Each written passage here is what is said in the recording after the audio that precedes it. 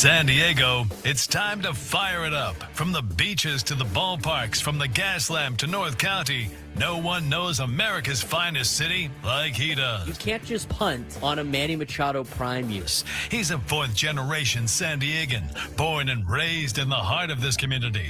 Passionate, opinionated, and always bringing you the real talk on your teams, your city, and everything in between. Braden totally knows his stuff. He's ready for the next step. That guy is good. Live and local, it's the Braden Surprenant Show. But I think Braden's one of the up-and-coming young stars in the media game in San Diego. Now, here's your host, Braden Surprenant. What's up, San Diego, and a happy Friday to everybody out there in America's finest city. He's Frank Marchese. I'm Braden Surprenant. This is the Braden Surprenant Show, live and local each and every day from 10 to 2 on San Diego's #1 sports station, 97.3 The Fan. The hot one out there.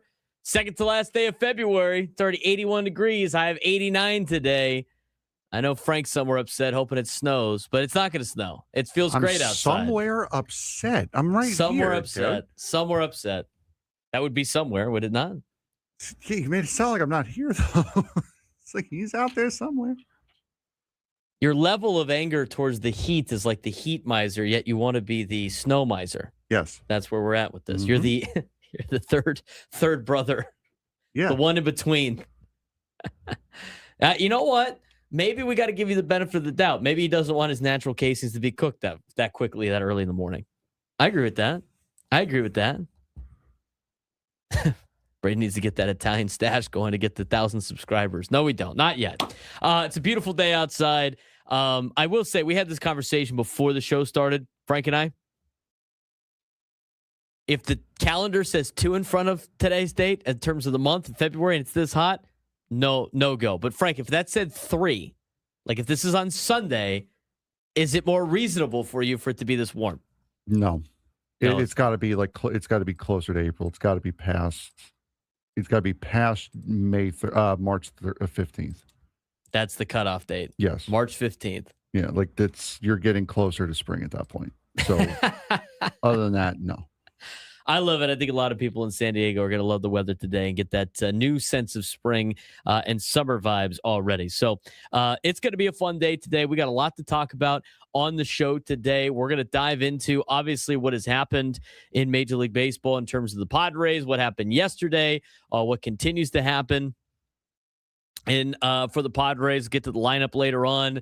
We will also dive into some major questions for the Padres as the opening day decisions start to loom. I know we're still early. It still has as Frank said, a 2 to start the calendar, to start the date in terms of February. We still got to get to March 26th before that, but we're going to take a dive at that. What David Morgan's progression can tell us about the Padres pitching staff and the Padres progression. We're going to get to that. We had some news on what the salary cap could potentially look like. We got San Diego FC in action this weekend.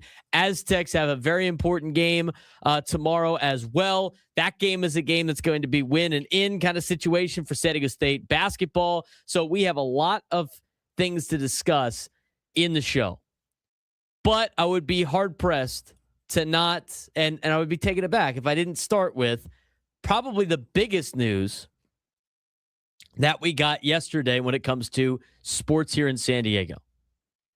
And I want to start this by saying San Diego, because I know it's going to get to this point. Now, maybe you might have some interests in certain ownership groups buying the team and what have you. But San Diego, it's time, just take a deep breath. I know what you're thinking. We've been here before. San Diego's been burned before. When you hear the term team for sale, you don't think opportunity, you might think exit strategy. We've seen all of those rumors out there, which we have all put to rest multiple times. You think about the Chargers picking up and moving in the middle of the night right under Dean Spanos, right under the Dean Spanos family. You think about the Clippers leaving town under Donald Sterling decades ago, and you think, here we go again. But this is different. And we've been trying to give that narrative the last couple of weeks, the last couple of months since we found out that the Padres were up for sale.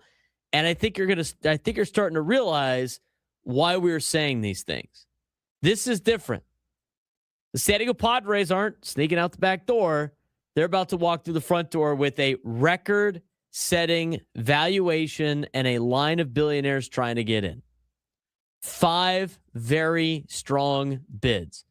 And they're not from bargain hunters. No, not from relocation sharks, not from absentee landlords. They are from some heavy hitters. We're talking about ownership groups that are connected to global soccer powerhouses. We're talking about NBA champions. We're talking about deep-pocketed investors who already own winning franchises. And yes, we're talking about local ties. The Joe Cudla and Drew Brees connection, that matters. Carlsbad-based Viore. Drew Brees, who still obviously embraces San Diego. He lives here, started a family here. He started his career here. He's in the Hall of Fame and still shows up to games here at Petco Park. That's not some random hedge fund parachuting in. That's some deeper roots here in San Diego. But the bigger point is that $2.5 billion, maybe $3 billion, nobody is buying this franchise to pinch pennies. Nobody spends that kind of money to be cheap. Nobody writes that check to flip the team in 5 years or to move it to another market. This isn't the NFL model where you threaten a city for leverage. This is Major League Baseball. This is a packed Petco Park. This is top 5 attendance. This is a brand that Peter Seidler and family turned from an afterthought into a powerhouse. And that's legacy here. Peter Seidler raised the standard. He made spending normal. He made October expectations normal. He made San Diego believe this was a big market baseball town, even though it might be a small media market. You don't pay a record price for the Padres to then tear that down. You pay it because you want in on it. And the speed, that's another good sign. This process is moving fast. That means stability. That means clarity. That means this isn't some dragged out, family feud holding the franchise hostage. The legal dust is settling. The bids are strong. The league is watching. And this could be done by opening day, according to a lot of reports, or at least in the first month of the season. Think about that. Instead of the uncertainty hanging over the season, we might be walking into March 26th with a new ownership group ready to push forward. There's some legalities there, there's some paperwork that needs to be done. It's not like they're going to be controlling already, but San Diego fans, I get the skepticism. You've earned it twice, but this isn't a team looking for a stadium bailout. This isn't an owner threatening to leave. This is one of the most desirable properties in baseball with multiple billionaires competing for the right to own it. That's power. That's leverage for the city. That's proof the Padres matter. So instead of bracing for heartbreak, maybe, and just maybe, this is the time and this is the next step in the evolution. Maybe this is a new owner who sees what Seidler built and says, let's go bigger. Because the truth, every name connected to this sale has one thing in common. They win. And they want to win. These are winners. The reputations are tied to winning. Their other franchises compete at the highest level. That's the profile. It's not cheap. It's not passive. It's not relocating. It's competing. San Diego, this isn't a Chargers saga. This isn't the Clippers story. This is a franchise at its peak value, in its prime competitive window, with stars locked up and a stadium that sells out 72 nights a year. If anything, this is validation. And if this keeps moving at this pace, opening day might not just be about baseball. It might be about the beginning of something even bigger. I'm telling you, this is good news. A lot of the things that have come out from this article from Kevin Acee about the Padres sale, the 5 ownership groups that are looking to buy the team. You look at some of the details of this too. Take a deeper dive. The fact that the sale is moving quickly is interesting, but you talk about some of the known bidders. Jose Feliciano, founder of Clear Lake Capital, principal owner of Chelsea. That's a winner. Dan Friedkin, stakeholder in AS Roma, stakeholder in Everton FC, San Diego native, guy's worth $11 billion. That's a winner. Joe Lacob, principal stakeholder in the Golden State Warriors. That's a guy that has won multiple NBA championships. And now with the addition of Joe Kudla, the CEO of Viore, who's based here in Carlsbad, who's partnered with Drew Brees, who is a winner, who just recently got elected into the Pro Football Hall of Fame, who's got his strong San Diego ties. His family's here. He's been living here ever since he played for the Chargers. And the fact that Kudla not only is from Encinitas, but went to the University of San Diego. These are 4 of the guys that are bidding for this team, and then a unknown 5th bidder that nobody knows about.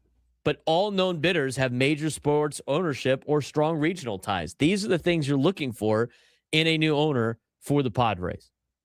You want to talk about the valuation and financial context? I mean, the estimated sales price is north of $2.5 billion. That would surpass record of $2.4 billion that was paid for by Steve Cohen and the New York Mets back in 2020. The Padres were purchased in 2012 for $800 million by Peter Seidler and the Ron Fowler Group, including $200 million in debt assumption and included adjustments related to $1.2 billion in a local TV deal. The potential franchise value has now tripled in 14 years. We're going to take a deeper look into this later on in the hour, specifically with the Viore Group, if you will, with Drew Brees and the Viore Group looking to buy the San Diego Padres. We'll talk about that at 10:35. But when we come back, as much as we've talked about the ownership groups, there's still Padres baseball going on. What happened yesterday? What stood out? Manny Machado hit a home run and a grand slam. We'll talk more about what happened with the Padres yesterday in spring training. Talk a little on-field baseball when we come back on the Braden Surprenant Show. San Diego's number sports station 97 through the Fan. Well, we'll have the NHL back this week, but it was a big display over at the Olympics with so many NHL players representing multiple countries, obviously coming down to the big game between Team USA and Canada, gold medal matchup, and USA winning historic gold. Yep, absolutely. First men's Olympic gold since 1980, ending Canada's best on best dominance. Jack Hughes with the overtime 3-on-3 winner. Over Canada in the headline moment, bloodied, teeth lost, perseverance exemplified. But the story of the night for the United States was for sure Connor Hellebuyck, 41 save masterpiece, one of the best Olympic goaltending performances ever, and an image on Devon Taves that is going to last forever. Canada, surprising setbacks. Sidney Crosby likely in his final Olympics, injured for the gold medal game. Josh Morrissey absent. Roster selection debates ongoing. Teen phenom Macklin Telebrini shown, but couldn't overcome the U.S. defensive effort.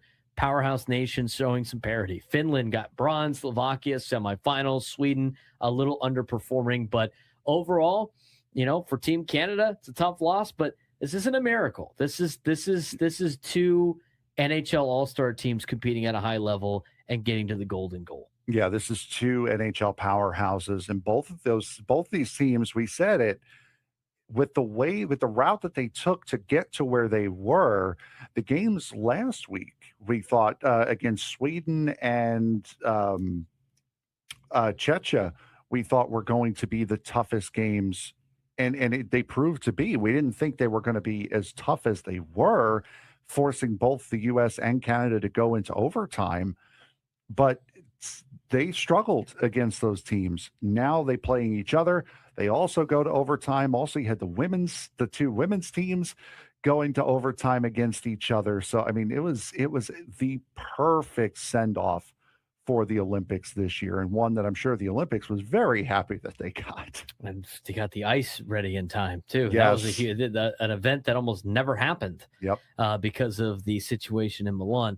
Let's talk about some of the standouts and the disappointing NHL players, Frank. Let's start with some of the standout NHL players who represented their countries. No surprise that it's mostly Team USA and Team Canada players. Yeah, absolutely. Charlie McAvoy, defender for the Boston Bruins. played very, very well on defense. Quinn Hughes for the Minnesota Wild, top pairing, key playoff style performances out of him. Jack Hughes, his brother, playing for the New Jersey Devils, got the golden goal. He'll be remembered forever. Connor McDavid for the Edmonton Oilers for Team Canada, tournament MVP, Canada's leading scorer. You also had Jack Eichel, forward for the Vegas Golden Knights, complete two-way game, anchored that top line.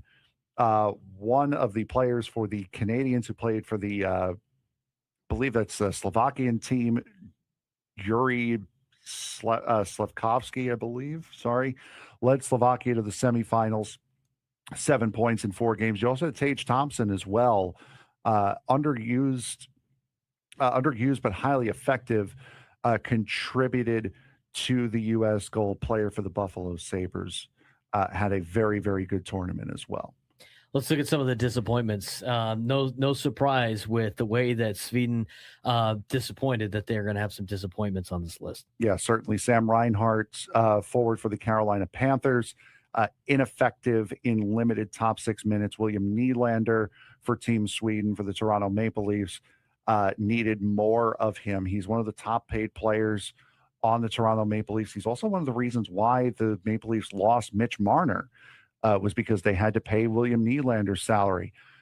Former Anaheim Duck, current Pittsburgh Penguin, Ricard Raquel, had minimal impact for Sweden in limited time on ice. Philip Forsberg for the Nashville Predators, also very underwhelming.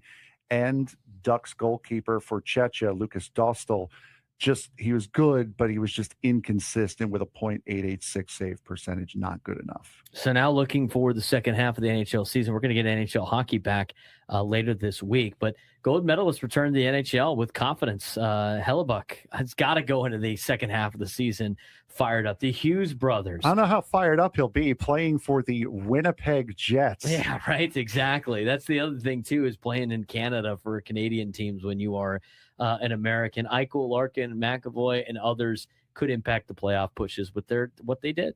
Yeah, absolutely. You also got to look at momentum versus fatigue. Will Olympic success translate to the NHL, to NHL performance immediately? Some players may carry over momentum. Others might face a little bit of wear and tear. This is kind of a normal NHL break, though. You got about 4 or 5 days.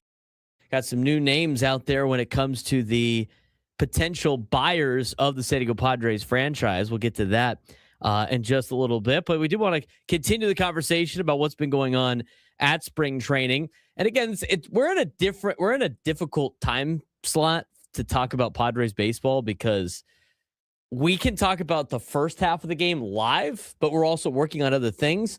And then the second half of the game is not during our show. So then it's kind of like a recap kind of yesterday mixed in with some other stuff. So here's what you need to know about what happened yesterday is the Padres lost to the Reds 11-10 in spring training. Take that for what it's worth.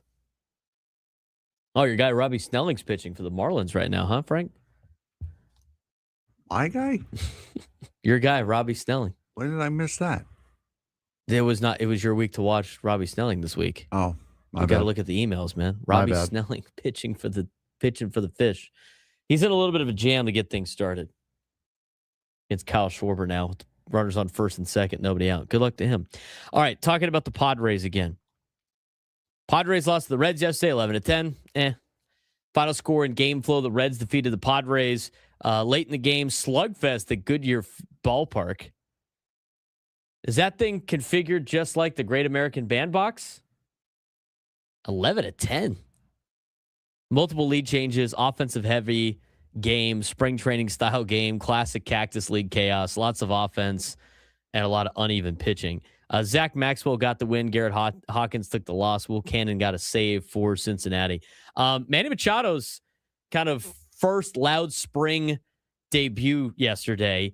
He collected the Padres' first 2 hits of the spring, his first 2 hits of the spring, a 2-run homer and a grand slam, both over 107 miles an hour. That's impressive. We'll take that. Briefly tied the game with both blasts.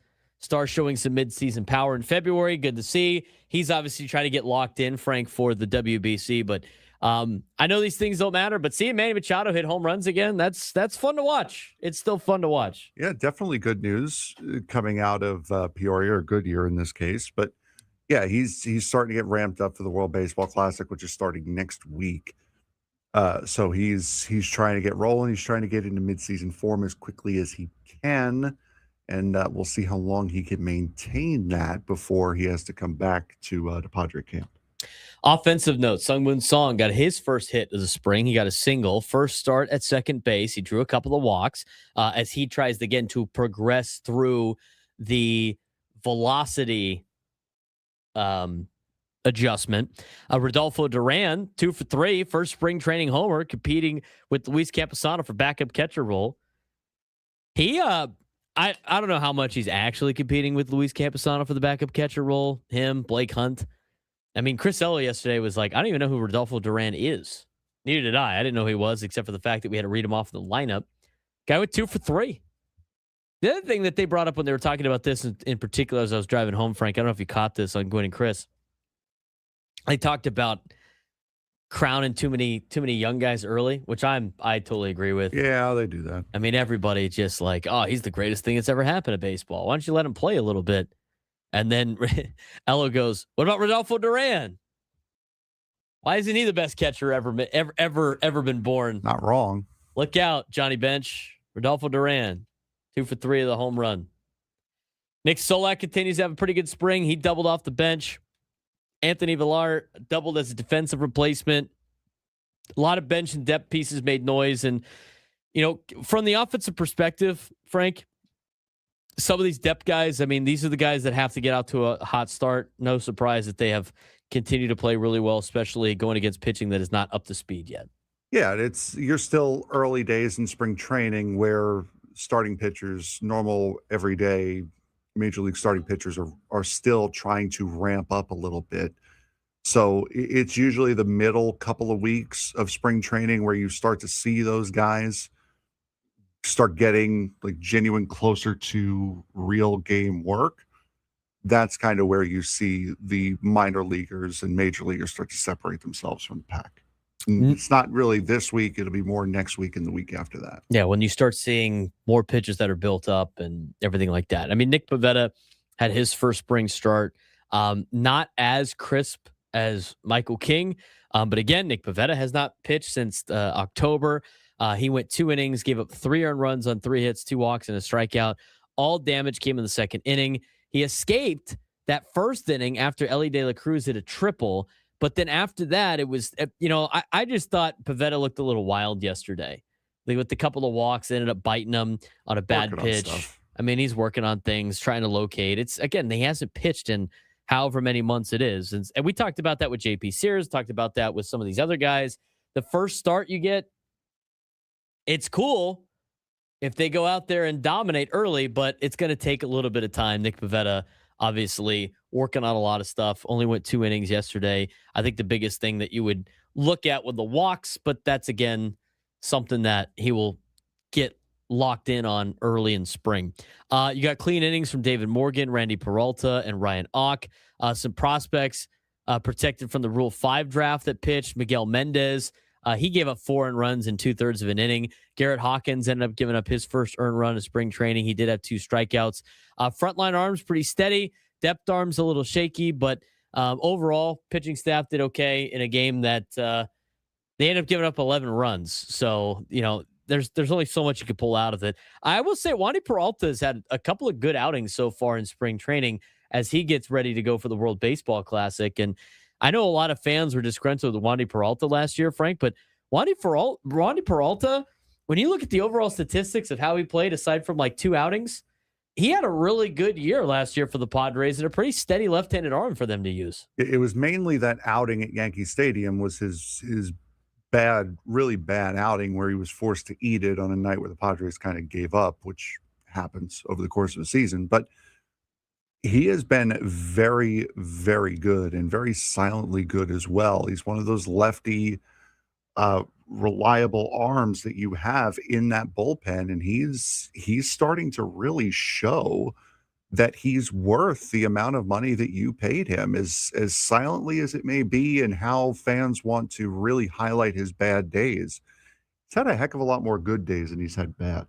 Yeah, and he's a guy too that when you look at his makeup and you're not paying him to be a back end pitcher. You're paying him to be a middle relief guy, maybe a lefty specialist. You only have a couple of lefty arms in that bullpen, and one of them, you don't know if he's going to start on the opening day roster or not with Yuki Matsui because of an injury. So you're really going to have to lean on Wandy Peralta, I think, early in the season. And he's off to a pretty good start to spring training, and he will be pitching for the Dominican Republic here next week as a lot of the players start departing for the WBC rosters. In terms of the ABS challenges yesterday, ABS challengers yesterday were 1 for 5. Fernando Tatis Jr. challenged a first pitch strike. That was upheld. Reds catcher Will Banfield lost a challenge on a ball call. Tatis drew a couple of walks in the game yesterday. Early glimpse of how the ABS impacts at bats, but 1 for 5 from the challengers yesterday. Is this going to be a recurring theme throughout the season?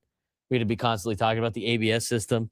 Yeah, I think especially early on, I think more as it becomes more and more normal, I think it's not going to be talked about as much, but during the beginning part of the season, yes, expect over exaggeration and expect over analysis of those ABS numbers. It's come to a point too that with the ABS system, it's come to a point too that when you look at, it's come to a point that Baseball Savant has even added it to their website for a stat. See how catchers and pitchers do via challenges for some of this stuff. We'll talk about that as spring training goes on. The big picture from yesterday, though, Machado already in midseason form. Nick Pivetta shaking the rust off. Catcher battle definitely worth watching. ABS system influencing game flow. Prospects are fighting for depth roles, and the spring scoreboard doesn't really matter. Some of the trends do. So we'll see if anybody in the catching competition, Rodolfo Duran or Blake Hunt, challenge Luis Camposano too much. They're going to try, obviously, to get there with their performances in some of these games. But today we got a pretty good lineup. We're going to get to that later on in the broadcast of how it was constructed. But when looking at the lineup today, you got a pretty close look to a everyday lineup for the Padres today, as called in by Craig Stammen. Xander Bogaerts, Jackson Merrill, Manny Machado, Fernando Tatis Jr., Jake Cronenworth, Miguel Andujar, Ramon Laureano, Sungmoon Song, Luis Camposano, the starting 9 today for the San Diego Padres. Randy Vasquez gets the second start today of spring. We'll get to that in just a little bit. But a deeper dive into who some of the bidders are for the Padres. Kudla and Breeze lead a local connection bid. What does that mean? What's the Joe Kudla, founder of and CEO of Viore? What kind of group does he bring in to potentially bid for the Padres? We'll get to that when we come back on the Braden Surprenant Show, San Diego's number one sports station, 97 through the Fan.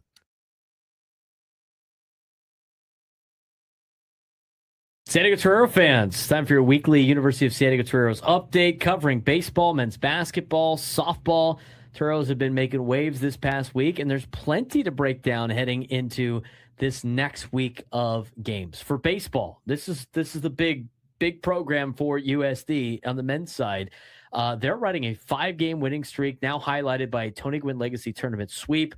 They look dominant in local competition. Sophomore CJ Moran, transfer from San Diego State, has been unstoppable this weekend. He got off to a slow start. He led the Aztecs in hitting last year, comes over to USD, off to a slow start. He was hitting under 200, but had a 450 on base percentage. That told you everything you needed to know about whether or not CJ Moran was going to turn it up or not. Multi-hit games in back-to-back contests, 4 RBIs in consecutive games. Oh, and by the way, his first Toreros home run against his former team, the San Diego State Aztecs, on Sunday night. Hit that ball into the Toreros bullpen in front of Raggers Rail at Tony Gwynn Stadium. Not bad. CJ Moran, you are a Torero. Yep, absolutely. And fitting right in. And this whole Torero offense has been very, very good especially over the Tony Gwynn tournament. 15 runs in consecutive games, 10 walks, 8 stolen bags, most since 2022, 2025. scoring in bunches, controlling the middle innings, and manufacturing runs, even when hits were scarce. This was a very, very dangerous team throughout the entirety of the Tony Gwynn tournament. Yeah, I mean, the offense has been legit. They outscored their opponents 30 to, what was that, 9? 30 to 9 in 2 games. Between Creighton and San Diego State. Andrew Ganas looked pretty good as a transfer from CSUN, who went to Patrick Henry High School, another local kid, back playing for the Toreros. He had 3 hits and 4 RBIs against the Aztecs. Tanner Kern has contributed. Tanner Kern, I tell you what, Tanner Kern has leaned into too many pitches. Because he's getting hit. He's been hit a lot of times. He was hit a lot of times this past weekend, and 2 of them almost went to review. He got away with the flipper out there. So yeah, Tanner's got to be a little concerned. He's got to be a little bit more cautious about that. He's a freshman. And he's learning. Sticking his elbow pad into the strike zone to get hit by a pitch. Drake Fries earned his first win of the season. 5 strong innings, bullpen cleanly closed games. And for Drake Fries, made a start against Charlotte. It was his first appearance in 20 months. Because of Tommy John surgery. He had a very interesting story, and he's back in his second start, did really well. He gave up the 3 runs, only in 1 inning, but really settled in, got his first win of the season. Good to see Drake Fries back. Yep. Congratulations to him. And you will have the call for the next game, which will be tomorrow as we're recording this on Monday, against UC San Diego. Yeah, the game will be on ESPN Plus. I will not be doing that. Ted Mendenhall usually does the ESPN Plus version. I will be on USDToreros.com tomorrow on Tuesday. So it should be a fun time. Men's basketball. Senior day was over the weekend. USD fell to LMU 77-65 in their final home game and senior day. They celebrated 7 Torero seniors, including Tenari Lane and Adrian McIntyre. Despite a late comeback, LMU shooting efficiency, especially from 3-point range, proved too much. And they jumped out to the same lead that they had last time. Now, LMU, the last time these guys played, outscored the Toreros 17-0 to get the game started, led to a 29-7 start. This time, 21-7. This time it was 21-9 at a break. It's same start. LMU shot the lights out. At one point, they're shooting 80% with 10 minutes to go in the first half. It's tough to overcome that, but back-to-back overtime games for the first time in team history. A couple of games ago, they had record-setting 15 3-pointers this year over Washington State. Grad guards consistently led scoring in key games. To kind of talk about some of the season highlights for a team that will now be without their head coach, because they're going in a different direction, Frank. Yeah, we got that news late last week that Steve Lavin was not going to be back with the team going into next year. For the Toreros right now, you got 2 games left on the season. You've got the Oregon Beavers coming up on Wednesday, and then you're closing the season against Portland on Saturday night. Both of those games are going to be on the road. Yeah, Oregon State. And these are teams, again, here's the thing. USD basketball, as poor as they have played the last couple of games, could still play for a first-round bye in the West Coast Conference tournament with a couple of good games. We'll see what happens. Steve Lavin is still. All guests on 97 through the Fan. Join us on the SDCCU Fan Hotline. It's not big bank banking. It's better. Drake Hills will join us on that SDCCU Fan Hotline later on in the show to talk a little San Diego FC to finish up the program today here in the first hour of the Braden Surprenant show. Obviously, the biggest talking point with the Padres, aside from like what they've been doing on the field, has been the ownership conversation. Now, we did get the report 5 minutes ago. As we went to break, Dennis Lin had tweeted out that the Kudla and Breeze group did not put in a formal bid for the Padres yet. So they are pursuing an opportunity, but they have not actually put in a formal bid. So here's the exact tweet from Dennis Lin. Correction regarding the Padres sale process. Sources clarify that Joe Kudla and Drew Brees did not submit a formal bid. They are, however, exploring potentially partnering with one of the other groups. That's interesting. So for everybody that was like, oh, well, Drew Brees and Viore, like they're not going to have enough money. Well, they might be partnering with one of the other groups that have been listed. So who knows how this breaks down now. we will wait for more information on that. But let's just kind of give an overview of what we know as bidders, known and potential bidders. The San Diego Padres obviously are in the midst of a potential record-setting sale with strong interest from multiple high-profile bidders. The process is moving quickly and could conclude by MLB opening day, and the team could surpass the 2020 MLB record sale of $2.42 billion, with valuations estimated between $2.5 billion and $3 billion. That is all information, Frank, that we know, right? This is all the information that we have been told over a couple of months now. Yes, it's going to take a record-setting. It's going to take a record-setting bid in order to buy this team. The known and potential bidders. We have seen a lot of different names for this. Joe Lacob was one of the first that we have seen, right? He was the first one that has popped up in any type of article.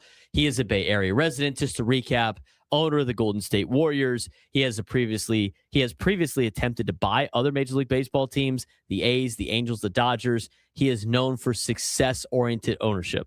That's Joe Lacob. He's worth about $3 billion. If you Google search his name, that's what they say. Take that for what it's worth. Another known bidder that came out after the Lacob situation, or at least when we found out about Lacob, was Dan Friedkin. Dan Friedkin is a San Diego native. He is the CEO of the Friedkin Group, and he's the principal owner of Serie A's AS Roma and the Premier League club Everton. Let me ask this question, Frank. Mm-hmm. Just from the soccer perspective, are those circus organizations? No, Roma's been solid. Everton has had its struggles recently. They've just built a new stadium that I believe is debuting next year, I believe. And they are in a UEFA position. I believe I'm not sure. I don't remember if it's Conference League or Europa League, but they are in a UEFA position this year. To put it briefly, they're not the Arizona Cardinals of Serie A. No. They are not the Cincinnati Bengals of the Premier League. They had been, but that's changing. Maybe that's because he bought the team. Possibly. I don't know. I got to go through the data on that. So that's another one. He is also, I can't remember if it says grandson or great-grandson of the CEO and founder of PSA Airlines. Was it Pacific Southwest PSA? The PSA airline, whatever. Believe so. I'm not sure. That used to be stationed here in here in San Diego. Mm. Yeah, so he is the descendant of whoever started that company. I think I'm pretty certain on that. Jose E. Feliciano, Puerto Rico native, founding partner of Clear Lake Capital, and a co-owner of Chelsea FC, previously partnered with Todd Bowie in soccer ownership. But the interesting thing with Feliciano is, who else is a co-owner of Chelsea FC? I don't know. The owners of the Dodgers. Oh, yeah, that's right. So that's an interesting storyline in itself. I know there had been rumors of, and I don't know, maybe you know, Frank, but like I heard like the ownership groups with Chelsea FC had been butting heads a little bit. Yes, that has been the rumor. By the way, going back to Everton really quick, they have not finished above the top 10 in the Premier League since 2018, 2019. This year, after I believe the changes after this year, they are currently sitting in ninth in the Premier League. They still have about 10 games left to go, 10, 11 matches left to go, but they've surpassed what they have been recently.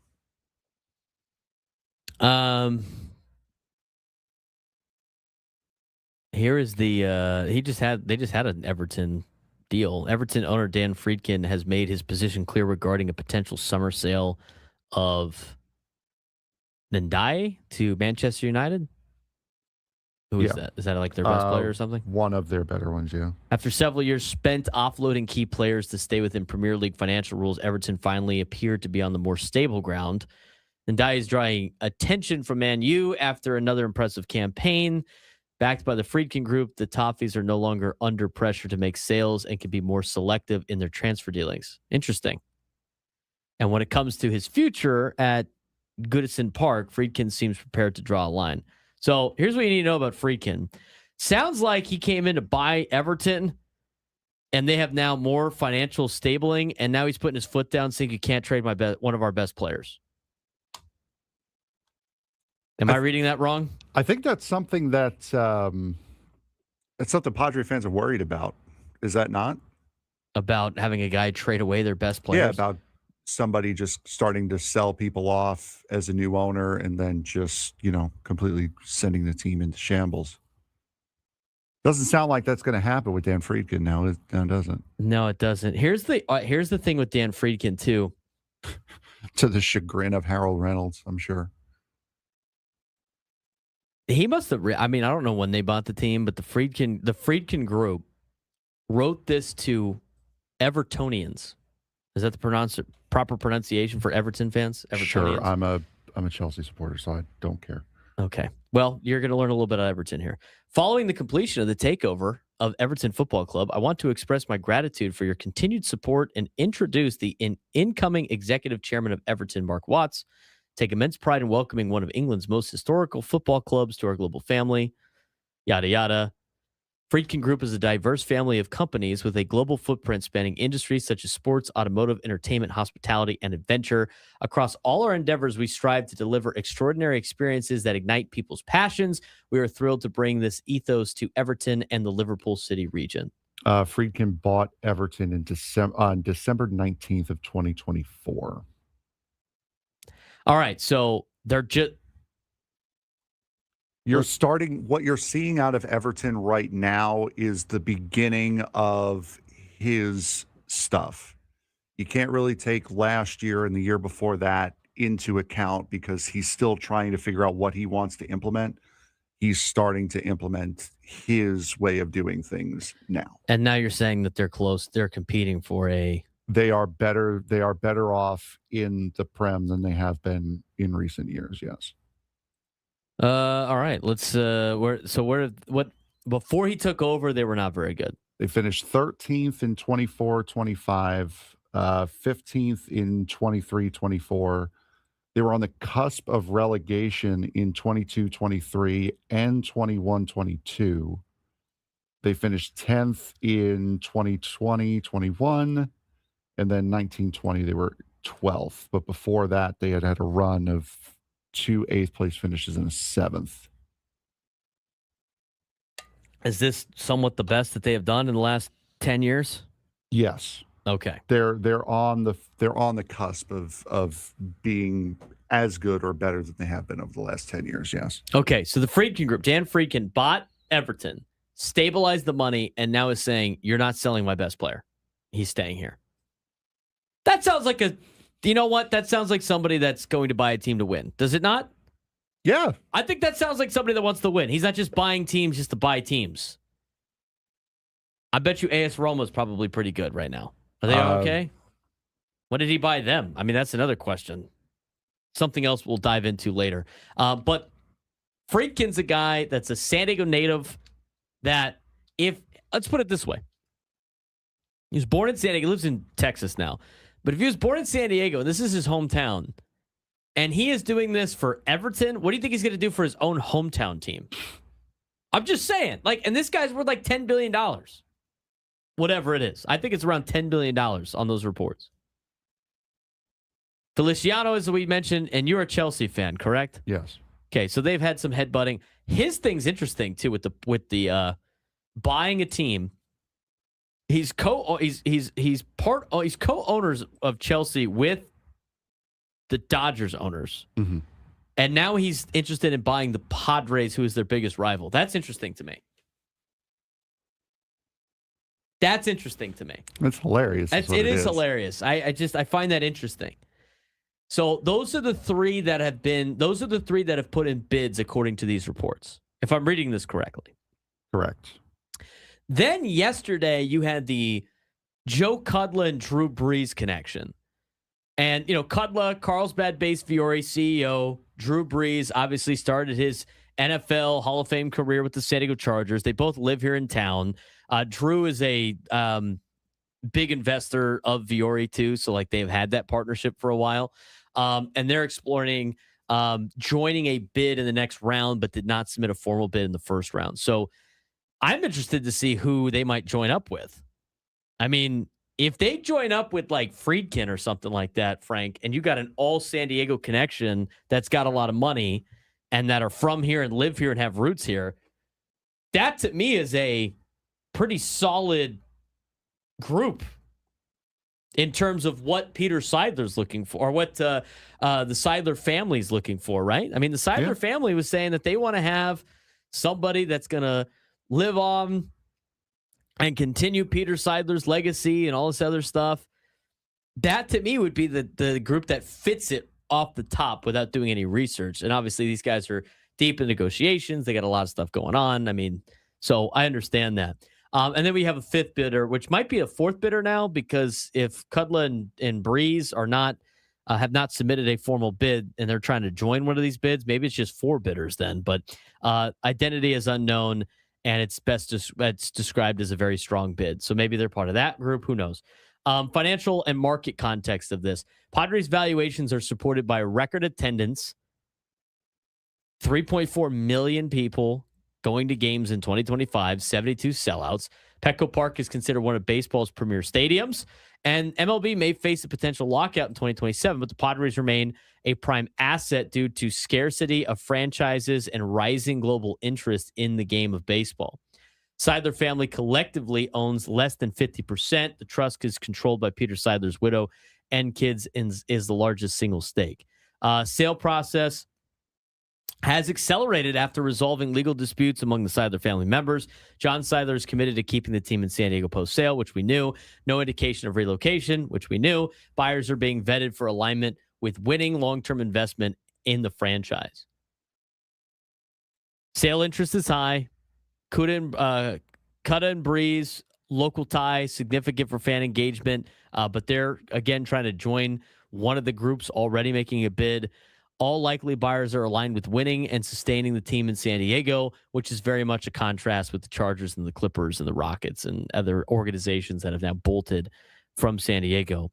But a potential record-breaking sale highlights the Padres' growing value and the stature in MLB.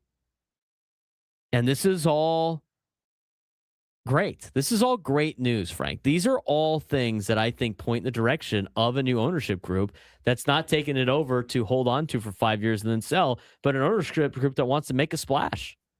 Yeah, absolutely. And this is exactly what we had said when we were fending off these stupid relocation allegations, was that you're not going to spend this much money and turn into John Fisher. You're not going to spend this much money and turn into the Pittsburgh Pirates. You are going to buy this team to win. It's such an extraordinary way that this team is being sold. It's such an extraordinary reason as to why this team is being sold. It's not like the owners are trying to get out of it because they want the money and they don't care. They're buying it because the guy who owned it and cared about it the most passed away, and the current owners realize that they're not going to be able to put in the same amount of love and effort that Peter did, which is great. And they're deciding to sell the team, which is great.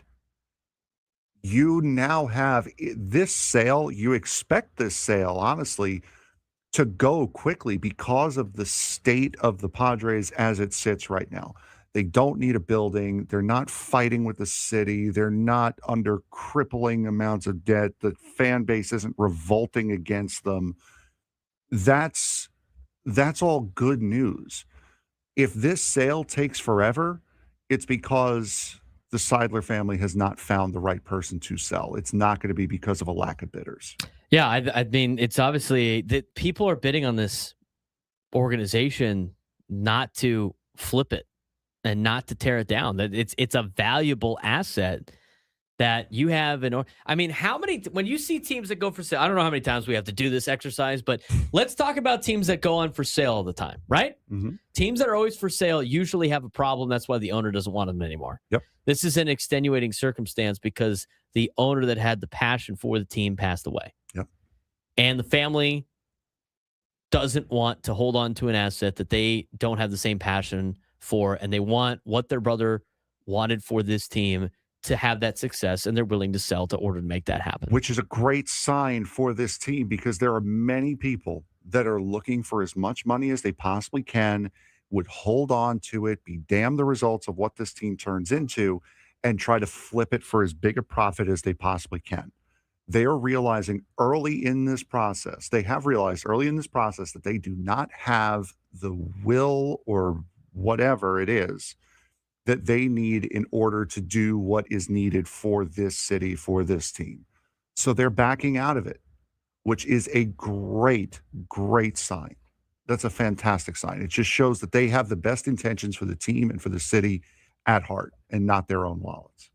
And I think that, and you start looking at a lot of the previous sales, right? And they're selling the team again because they're not making the money they want to make. It's costing them too much. They want to just collect the money on the, profit, if you will, collect it on the value. And then they want to, and then they just want out. Mm-hmm. And in doing so, when the new owners usually buy those teams, what do they have to do? They have to find why it's not making money and start making changes so it makes money. This is an organization that, the debt is one thing that they had, and it sounded like they have secured a little bit, but that's just like overspending on a lot of the players. It's not like they don't have people showing up. I mean, again, Another big reason teams sell is because nobody shows up, because they've run it into the ground. That's not the case with the Padres. So in terms of organization, like if you're a billionaire and you want to get into owning a sports team, there is no better choice than a sports team that makes money, that wins games, that has a good roster. Oh, and by the way, that sells out all the time. Mm-hmm. Those are usually not for sale. Why? Because they're so valuable. Why would you ever sell it? Okay, so from that perspective, it's only bringing in people that want to win. And as you start to look at what these organizations, that these the guys that have put bids in, the organizations that they run, have you noticed that out of the bidders, do any of them not own a sports team?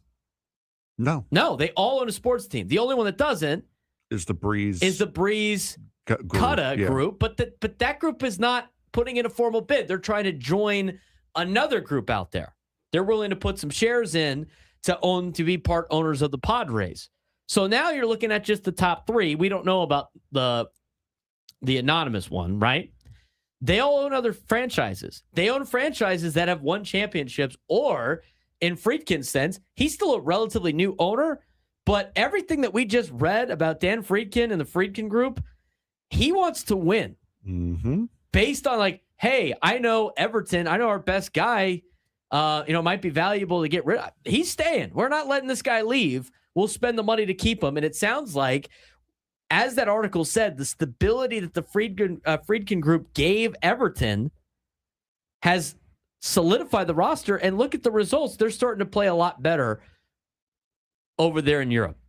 So when you look at the owners and the people that have put in bids, they have all come from winning. And they are teams that win. And they are people that win. These are people that don't hog stuff and just hold on at. These are people that want to win when they run their team. And they all have connections to being a owner that's going to spend money. And then when you start throwing in the local aspect, especially with like Friedkin and who knows with Breeze and Kudla and stuff like that, you look at that part and what these guys are doing for teams that are not in their city. I'm telling you, this is a good group right here that they get to choose from, and it sounds like the first line of bidding is done. Time to go through the second round of vetting process, and the fact that they think that this thing could get done before opening day or just after opening day is crazy to me. But that's how popular this team is. Mm-hmm. That's how important it is to a lot of bidders. That's how expensive this team is. That's how valuable this team is, and that's a big sign that this team is going to get an ownership that's going to want to win. And guess what? New owners always try to do? What do they always try to do? Win over the fan base. And how do you win over a fan base that's already showing up and already locked into Padres baseball? You know what you do? Big names, big numbers. You spend money on top of it. That's why when the Nationals tried to sell, they wanted to make sure that the sale, or should I say the trade of Juan Soto, happened before they sold the team, so the new owners didn't look like whatever you want to call them. I've been excited to see how this plays out. I think the names that are listed are really good names to be a potential owner of the Padres. But they have some on-field questions they have to answer. What are the big questions lingering for opening day? We'll talk about that when we come back.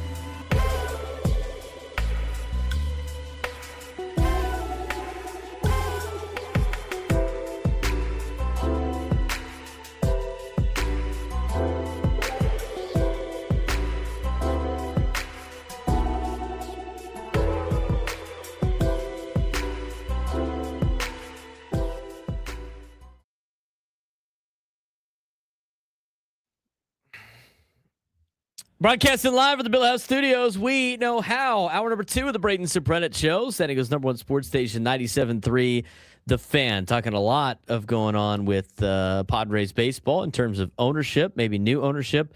The Padres, it sounds like the first round of bidding has been completed, and they're going to get into the second round of bidding later on. And it sounds like this thing is moving very quickly. We went through a lot of the ownership groups in the last segment. If you missed any of it, you can rewind on YouTube. You can also rewind on the Odyssey app. We really appreciate you guys helping us out. And on YouTube right now, again, as I mentioned before, we are broadcasting live on a couple of different YouTube pages. We are on the 97 Through the Fan YouTube page, which you can follow at 97 Through the Fan on YouTube. Got a handful of people in there. Give us a like if you haven't done so already. It helps with the YouTube algorithm, so we really appreciate that. If you haven't done so already, please follow us on all social media platforms. You can follow us at B_SURP. You can follow Frank Marchese, F Marks 324 on social media, as well as our 97 Through the Fan accounts at 97 Through the Fan SD. If you haven't done so already, subscribe to our YouTube pages, 97 Through the Fan, trying to get close to 10,000 subscribers. Braden Surprenant Show, trying to get to 1,000 subscribers. We're up there. We've passed the 800 mark. We're getting closer, guys. It's super simple to do. And there's a couple of ways you could do it. If you're watching right now on 97 Through the Fan's YouTube page, in the description below, there are all the links to our social media accounts that you can follow us or like whatever it is. I don't know. Every account, every website's got their own thing. But the top link is youtube.com/@B_SURP. And that is a link to our Braden Surprenant Show page that we post a lot of additional content. A lot of the commercial breaks that you see only on YouTube are posted in video form. So if you missed any of it, you can go out there and put that. You can go on to YouTube and rewatch those. We do updates every single week on the San Diego Gulls, San Diego FC, all 3 local Division I schools in town with UCSD, USD, and San Diego State. We also do updates on the NHL, the NBA, the NFL during their seasons. A lot of different stuff on there that you can check out. A lot of great content. We post some extra Padres content on there also. And that's on our Braden Surprenant Show YouTube page, youtube.com/@B_SURP. Again, as Fridge Watcher puts out there, and I've said it before, and I'll continue to say it. It makes it so much easier if you subscribe. It's free to subscribe. You hit the subscribe button, doesn't cost you anything. And as Fridge Watcher says, when you subscribe, it makes it way easier to find the shows that you're looking for. You can find it on 97 Through the Fan. You can find it on the Braden Surprenant Show page. It is a lot easier to do. So if you watch us or you want to throw us on a smart TV while you're working, while you're doing stuff around the house, I know a lot of people that do that. Put us on your fridge like Fridge Watcher does. He's actually posted a photo of us on his fridge, on his smart fridge. You can do that. And again, it's easier. It will populate on your YouTube algorithm if you subscribe to us. It makes things a lot easier. The other way that you can access our YouTube page, if you're on 97 Through the Fans page, which is youtube.com/@973, the numbers, and then the fan, it pulls up to our main page. And as you scroll down a little bit, not too far, you select our shows and you can subscribe to every one of our shows. It's right there, easy to do. Bennett Woods have just reached the 9,000 subscriber mark. You're trying to get to 10,000, obviously. We are now at 806 subscribers. We really appreciate you guys for doing that. Gwen and Chris, you can subscribe to. Easy click of the button. Sam Levitt, you can subscribe to. Matt Scraby, you can subscribe to. I mean, that's all right there on youtube.com/@97 Through the Fan. Do I give, you know what? How about this? Oh, no. Death by Palm Tree. I see you in the chat. I see what you're posting. If you go on and you subscribe to Braden's YouTube right now and become a member, This seems bad. I will stand up. He will unleash if you become a member, the natty casings. I will, yeah. A member or subscribe? Oh, both. Both. Wow. I'm sorry, you can't it's you gotta pay for the legs. You got to pay for the natural casings, dude. What is happening on the what is going on with this? What I don't even want to discuss further. I can't believe I. All right. Times is tough out there, man. Yeah, you know what? It is. Times are tough. I tell you that. It's tough sledding a lot. That is, I can't believe it. Ain't no way he's got shorts on. Well, only one way to find out, I guess, for anybody watching on YouTube. Again, do you want to see the natural casings? Subscribe to the YouTube page at @B_SURP. All right. Let's talk about the Padres before Frank starts making before Frank bans us from YouTube. Got a little uncomfortable in here. Some burning questions for opening day. There's some opening day decisions that loom for the Padres. It's the rotation, top of the lineup. It's the first base DH battle. It's the bullpen construction. It's a lot of that going on. I want to add another wrinkle to this and a couple different things. And before we dive into some of these big questions for the Padres and for the Padres baseball going into spring training, I do want to hear from Skipper Craig Stammen. I've been distracted by the natural casings here.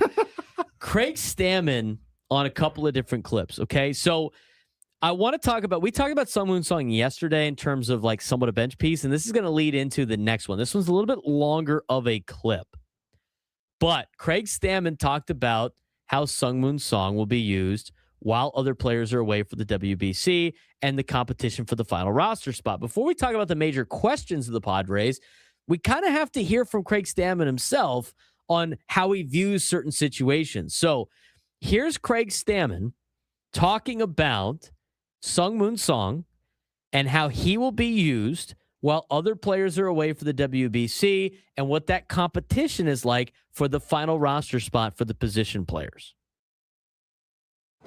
Someone got his first hit yesterday. Yeah. It seems like he might get some kind of more opportunity to move around the diamond with some guys going to the WBC. What do you anticipate over the next couple weeks while those guys aren't here?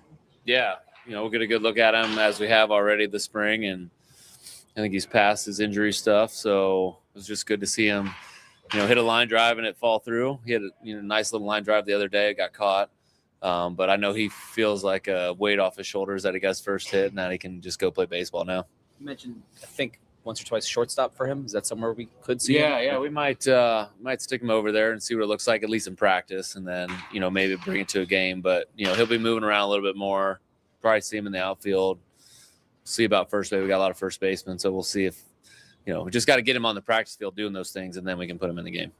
In the outfield, has he done that? We haven't done any of that yet. We're just trying to get him, a little bit further past the injury and just make sure he's in good shape and feeling good and feeling comfortable around here, and then we'll try new things. What other opportunities do you envision for some of these other guys with some of your big names going to – aside, you've mentioned like guys stepping up into leadership roles, but just in terms of playing time and getting at-bats against good pitching, do you see that for some of these guys? Just less people here. So, those guys are going to get a chance to play that, are maybe coming in the second half of the game. They're going to get a few more starts, and we're going to move people around to different positions and try new things. And I think we've got to take advantage of this opportunity with different players and see how versatile they really are. And, maybe we find something out this spring training while these guys are gone that we're like, man, we can take this as a season and use this guy in a special way. You're going to be away this weekend, is that right? Yes. My sister's getting married tomorrow. So dress rehearsal tonight, wedding tomorrow. I'll be back on Sunday. Will Ruben be acting? Randy will be the manager. Ruben will still be the pitching coach. That's kind of how it's going to go through the season, because if I get ejected and then Randy gets ejected, we still need a pitching coach. So we don't need to have Fritz running in from the bullpen. So Ruben's kind of our lone survivor, last survivor. We got to keep him alive. Do you have pointers for them this weekend? No, they'll be just fine. Hey, Craig, when you look at, I guess there's a scenario with Andujar getting signed, Castellanos coming in, where maybe you're looking at sort of one final bench spot and a lot of guys that have different skill sets that can fit that spot. At this point, what do you feel like you guys will value for maybe like a final bench spot? Is it, more outfield, infield, things like that? Yeah, I don't exactly know at this point. It's still really early. It's not even March yet. So we got to see how it shakes out, see how spring training shakes out. It's always a lot of different things that happen and different equations. But, I think when you're looking at a bench, I've always said you want somebody off the bench that's going to scare an opposing pitcher. If you want to pinch hit him, and then you need guys that can do special things, be puzzle pieces, can play different positions, can steal a base, can, be very strategic defensively, to improve our defense at the end of the game. So, we'll weigh all those attributes and figure out who's best for those spots. We don't know your policy yet on opening day starter announcements. When could that be a thing? Is the guy you threw yesterday, got to look at yesterday, an option? And kind of there's probably, we have a couple guys that are options. We'll see when that. I haven't even thought about who the opening day starter is. We're just trying to get him through spring healthy, and then we'll decide who that guy is on opening day. But I do know it's a special day. It's a special honor for somebody to be the opening day starter, especially at Petco Park and how they do opening day festivities. So it'll be exciting, whoever that is. And, they're competing, slightly for that spot, which it'll be fun to see who comes out and gets that opening day nod. You were remiss if I didn't ask that in February at least. It's all good. TBD is right now. He's pretty good. All right, a lot to unpack with the Craig Stammen stuff. But you know what, Frank? He talks about a lot of things that involve the question marks going into the season. And when we come back, we're going to talk about some of those question marks. The bench, he said something specifically about the bench that might open up the door for a couple of different players now. We're going to dive into that when we come back. Plus, Dennis Lin has additional context on the ownership conversation and the bids that were put out. We'll update you on that as well as we go to break. Braden Surprenant Show, San Diego Summer Sports Station 97 to the Fan. Time for another update on the Aztecs here on a Monday, as we will take a look at what happened with men's basketball, with baseball, softball, and women's basketball. And, of course, got to start with the men's basketball program. We talked a lot about it on the show earlier in the week, but Aztecs fell to Colorado State 83-74 in Fort Collins. They snapped a strong road performance streak. Key takeaway, Aztecs press defense struggled early. Colorado State's 13 three-pointers and 29 free throws were too much to overcome. Bench continued to shine. They outscored Colorado State's bench 27-8. The 22nd time this season, the Aztecs bench has outscored the opponent. But the problem was losing on the road to Colorado State. Mark Ziegler had in his article about where the team is right now, with ongoing conversations about where they're going to play next year and everything like that. A lot of distractions for a team that saw their chances of making it as an at-large bid go from 65% to now 27%, as according to the latest metrics. Yeah, this was truly a devastating loss for San Diego State as far as the championship window is concerned for them. I mean, they have to win the conference tournament now. There's really no other way in. But in order to even consider winning the championship, the conference tournament, you have to really buckle down against Utah State later this week. And then you've got Boise State, you've got New Mexico as well. I mean, that is a rough go of it you've put yourself in. They're still on the bubble, but they're on the bubble out. Their resume is now out of the top 50, which is not great in terms of making the tournament as an at-large. We said 2-1 against those next three opponents, and you got a good chance. That was assuming that you beat Colorado State and take care of business against Grand Canyon. Now you got to go a perfect 3-0 against Boise State, New Mexico on the road. They're both quad one games, and then at home against Utah State, also a quad one game. The tournament committee looks at quad one wins, and the Aztecs right now have one, and they need more than that if they want to make the NCAA tournament outright. Otherwise, they're going to have to get hot in Vegas. Now, the good news is for the Aztecs in terms of trying to win the regular season outright, they still could do that. Utah State lost over the weekend. So you're getting a Utah State team that lost over the weekend, limping in here to Viejas Arena. You really got to bring your A game against the Aggies if you want to even consider being in that position, as well as trying to win a share of the Mountain West Conference at the end of the regular season. But this is an Aztec formula that has been strong defensively and bench scoring, but they have now lost back-to-back games, and that rarely happens under Coach Dutcher. So hopefully they can bounce back and beat Utah State on Wednesday. Now, men's baseball, early season highlights.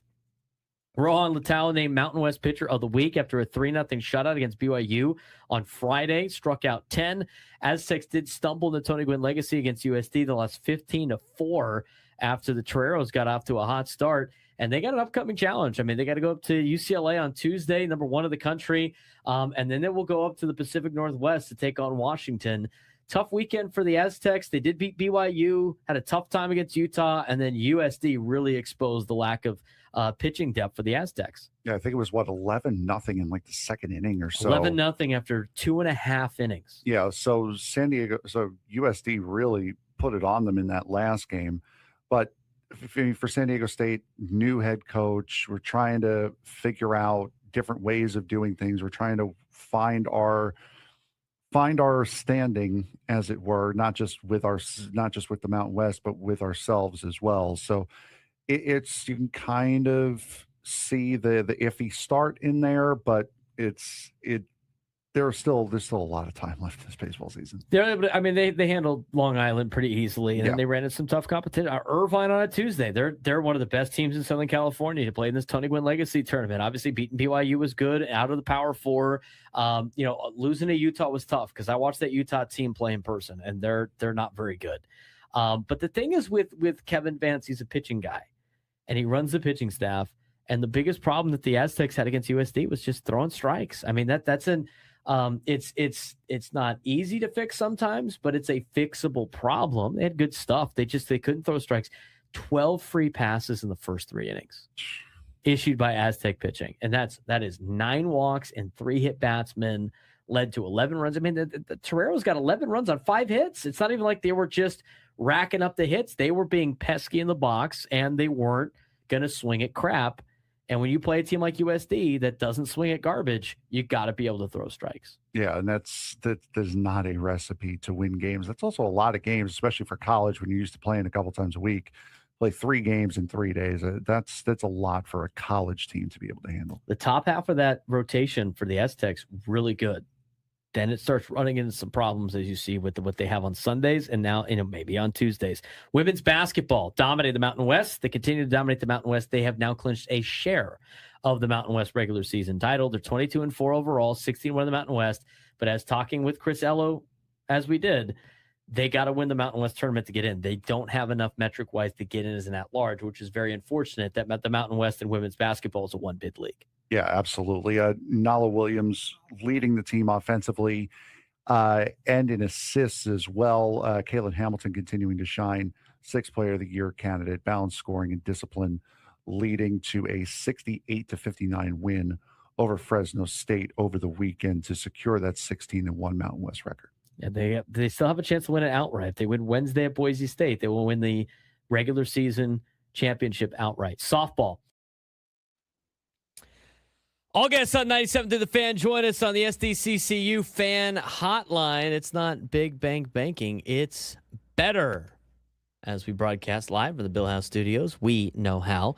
I do want to remind everybody as we approach 1 o'clock, remember to listen at 1 for us to announce today's biggest fan for a chance to qualify for a night in our Odyssey suite at a future Padres game with all the fan staff. Register your name at 97throughthefansd.com/biggest fan in order to potentially have your name called. He's Frank Marchese. I'm Braden Surprenant. It's the Braden Surprenant Show. Standings number Sports Station 97 through the Fan. We have another clarification, additional context, Frank. So Dennis Lynn an hour ago said correction regarding the Padres sale process. Sources clarify that Joe Kudla and Drew Brees, Joe Kudla and Drew Brees did not submit a formal bid. They are, however, exploring potentially partnering with one of the other groups. He tweeted that out an hour ago. As of 10 minutes ago, Dennis Lynn tweeted this out. Additional context per sources. Kudla and Brees looked into putting together a bid. Kudla toured Petco Park this month, but they ultimately weren't one of the 5 groups that made offers by Wednesday's deadline. One of the 5 groups, Frank, which means what? It's 4 groups now. No, Hmm. There's now 2 anonymous groups. Oh. Because weren't one of the 5 groups made the offer. They were considered one of the groups and then a mystery group. You now have 2 mystery groups as a part of this conversation, and you don't know which one Breeze and Kudla want to be a part of. Mr. and Mrs. Moose. A nano moose. Any relation to Mariner Moose? I'm sure somewhere down the line. So, Kudla and Breeze are 2 entities that were going to put a bid in, but did not. They ultimately did not put one in by the deadline. They do want to partner with a group. And since it said they were not one of the 5 groups that made offers by Wednesday's deadline, there are 5 groups that have made offers.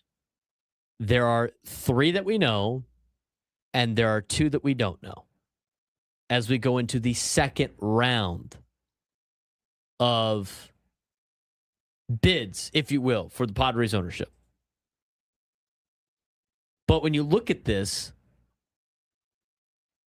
I find that Kudla and Breeze are very valuable to one of these potential bidders because it has that local tie. And so Kudla and Breeze might not have had the funds, maybe, and who knows? There could have been a lot of things that happened, that reason why they didn't put in a bid, but that doesn't mean they can't still be a part of the Padres ownership if they join a group. And if I'm any other group, any of the 5 groups, regardless of what my local ties are, it's nice, and it would be nice, to have a local tie to the team. That local connection where it's their hometown, they've planted roots, they're not going anywhere, they have that kind of money, and they want their local team to be very good. I think that's a massive add to any ownership group that might want to bring in Kudla or Drew Brees, who now officially have not put a bid in. But they want to join a group. It's very interesting. Back-to-back corrections and context from Dennis Lin, starting to put this puzzle together a little bit, Frank.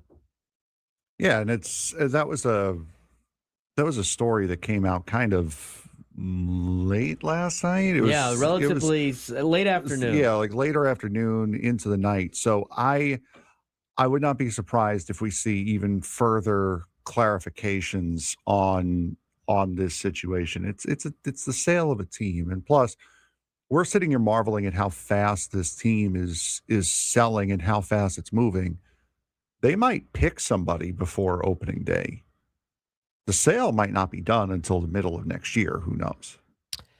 Yeah, I don't know. I mean, the context of these are obviously it takes a long time for one of these sales to go through because they have to be chosen by the owner. They have to get approved by all of the other owners. They have to set up payment plans and all that stuff. So it could be a while before whoever buys this team, say they buy it tomorrow, it could be a while before they actually take ownership of the team. And it's going to be even longer than that before their changes really start to get implemented and you see their changes on the field.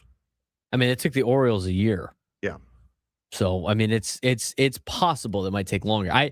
I think based on the reports, and again, there's been a lot of corrections now in both Dennis Lin and Ken Rosenthal's for Kevin Acey's report. I mean, a lot of these reports have had a lot of corrections to them because it's sources and he said, she said, and trying to get the context of some of these situations. The context of the fact that they would have a sale done by like the first month of the year, I think I agree with you, Frank. I think it's more of they will have somebody picked at that point. Now, whether or not it's officially finalized will remain to be seen. How fast they get through that, I would be shocked if it happens within a month. But it sounds like they like a lot of these potential buyers, and they're ready to pick one after the second round. We'll see what happens with this, but some 2 very important corrections put out there. I don't know about you, but I'd like anyone who'd be willing to give me upwards of $2.5 billion.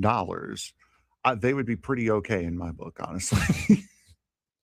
Highly possible for that to be the case. I'm looking forward to this. I think this is going to be interesting to see how this plays out. So we'll keep you updated. We'll keep you updated on everything that happens with this potential sale. Who pops up, who doesn't? If we find out who the anonymous ownership groups are through the media, we'll be sure to pass it along.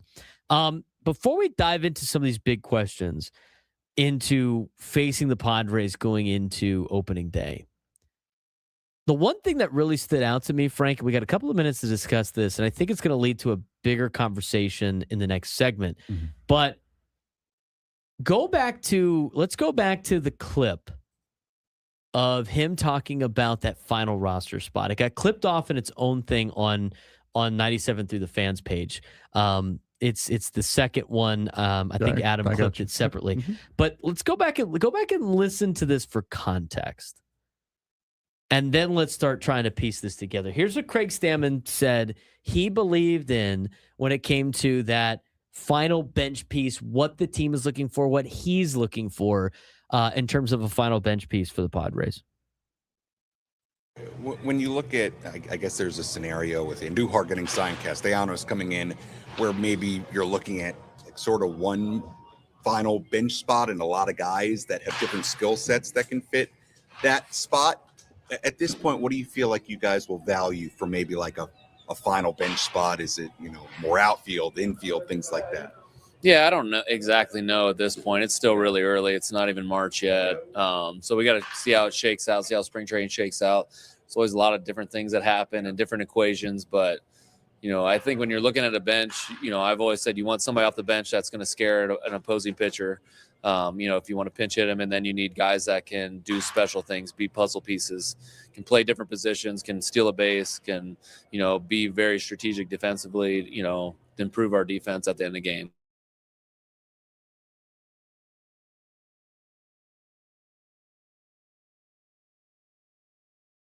So interesting conversation here for the final roster spot, Frank, in a sense that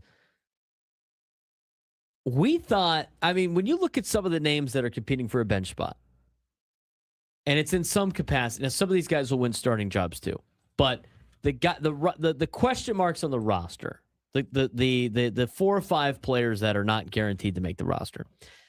Nick Castellanos, which I think is probably on a should be, like, we're going to talk about NCAA, combine the NCAA tournament conversation of this. Nick Castellanos should be in the tournament candidate. Yes. If he plays awful, he's probably going to pork his way out, but he should be in. He should be on the team. Gavin Sheets should be on the team, right? He's still a bubble guy, but should be on it. He's like an 89 to 96% chance he's making the team. Mm-hmm. Batting foot. Miguel Andujar. It's another guy. Other players, more in the work to do category. Sungmoon Song, work to do category. Ty France, definitely work to do category. Jose Miranda, definitely work to do category. Bryce Johnson should be in, but after the comments from Craig Stammen, I almost drop him down to a has work to do now, based on the fact that his whole sentiment was the guy coming off the bench needs to be somebody that scares opposing pitchers. With that description, that strikes me as like a power hitter. That strikes me as a pinch hit, a more of a pinch hitter than a defensive replacement. Is Bryce Johnson scary to other teams' bullpen arms? Maybe he is. I don't think he is. I think he's more of a defensive replacement, and I can steal bags with him, and he's a solid hitter. But if the game is on the line and you need a pinch hitter for somebody that's in your lineup that's not necessarily the best bat, but is a good overall player, I don't necessarily know I'm calling Bryce Johnson to make that plate appearance, Frank. I wouldn't either, unless you're in a real pinch. But to me, you can scare a pitcher in several different ways, not necessarily just the power. Just being a guy who can put a slap hit down where you need to be. He's also another guy who we saw bunt a lot last year, was Bryce Johnson, and try to use his speed to get on that way. You can scare a pitcher just by being a nuisance on the base paths, and you can get their focus away from the hitter, possibly help the guy who's currently at the plate. So I don't see it necessarily as just being a power threat. I could see him being scary as more of a nuisance than a serious, like a hitter threat. I don't think he's scary enough for even those contexts.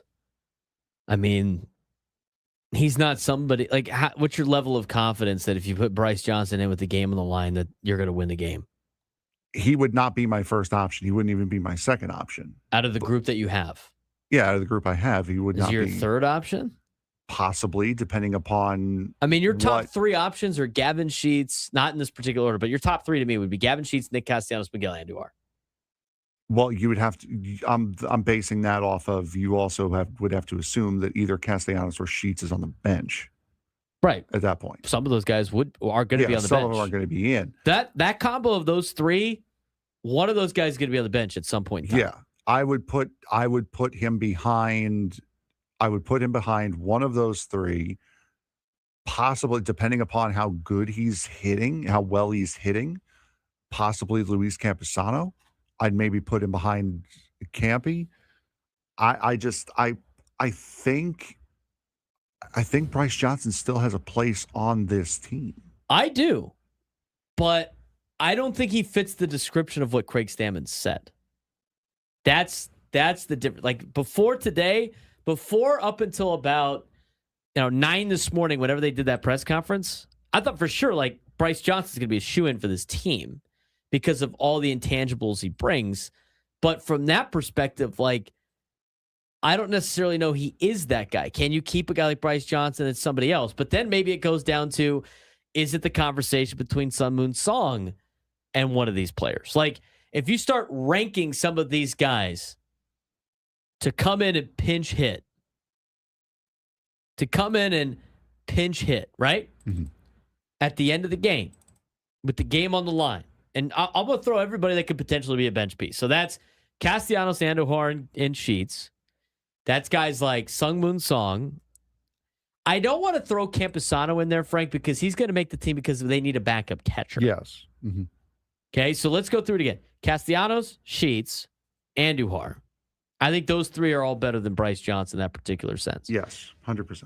Guys like Sung Moon Song, probably not. I would probably rank Johnson above him. Ty France, right now, I'd probably take Ty France over Bryce Johnson in that particular situation. Yes. Mm-hmm. Jose Miranda? I mean, Jose Miranda's like, he's still relatively young, and he has some pretty good numbers, and he's got major league experience. He might have a little bit more pop than, right? Like, Jose Miranda is kind of a close person there. One thing I think that we're overlooking that might actually end up hurting Bryce Johnson in this case, not necessarily that he doesn't scare opposing pitchers. Fernando Tatis Jr. is a two-time platinum glover out there in right field. Jackson Merrill is more than capable in center field with a glove. So is Ramon Laureano. You're not replacing Gavin Sheets out there anymore. You're not replacing an old over-the-hill Jason Hayward or a Yuli Gurriel out there anymore. You don't really have guys in the outfield. Now, they're going to need a day off at some point, but even then, you have Andujar and you have Castellanos who can fill in for a day out there, and Sheets as well. That actually might hurt Bryce Johnson more, is the fact that there's really not a need for a defensive replacement in the outfield with this particular outfield. I think there's still a need because of exactly what you just said at the end, and that is the situation of those guys getting a day off. Andujar can play left. But now late in the game, you're not putting in the guy that you're giving a day off into the game. So now you're in a situation where you wish you had a defensive replacement. Why just eliminate the middleman and just have Bryce Johnson on the team to do that so he spot starts, and then you don't have to worry about that? Because, like, if you decide to do that, guess who you have out there in the late innings in a close game, potentially, if you gave somebody a day off? It's Castellanos, it's Andujar, it's Gavin Sheets. Yeah, I think you could get through a game there a little bit, but I think you would want a defensive outfielder and a defensive replacement in those particular situations. Plus, I like Bryce Johnson's ability to pinch run and do a couple other things. All right. I like him too. I don't have a problem. I want him on the team. He's a good player to have on the team. I'm trying to think of ways that he would not be on the roster. Well, it's what Craig Stammen just said. That's Yeah. why we started the conversation. He's just not a guy that scares opposite pitching. I don't think he really does. I think he needs to be on this roster. I do agree with that. I think what he brings to the table is important. But if the manager's saying they need somebody that's going to scare opposing pitchers, he doesn't fit in that category. Right. I think he fits that category more than Mason McCoy. I think he fits that category more than Will Wagner, right? I think he's better than those guys. But it's probably relatively close to even with Jose Miranda. And I probably would take Ty France right now over Johnson in that particular case. And I would definitely take, in some type of order, Castellanos, Sheets, and Andujar, which means you don't have a spot for Bryce Johnson if that's what it's going to come down to. But I don't necessarily think it's going to come down to that. I think he might be making the team over something else. Maybe it's come down to Sungwoo Song and Ty France, and Sungwoo Song starts in AAA. I mean, these are some of the conversations that are going to be had in spring training. We need to take a break. When we come back, we'll get to the sports thread. We will continue to dive into some big questions facing the Padres entering opening day and get to some interesting stuff from the bullpen. How one pitcher currently in the bullpen shows just how good Padres pitching development has been and why it's so valuable to this organization. We'll talk more about that as we continue on the Braden Surprenant Show, San Diego Sports Station, 97 through the Fan.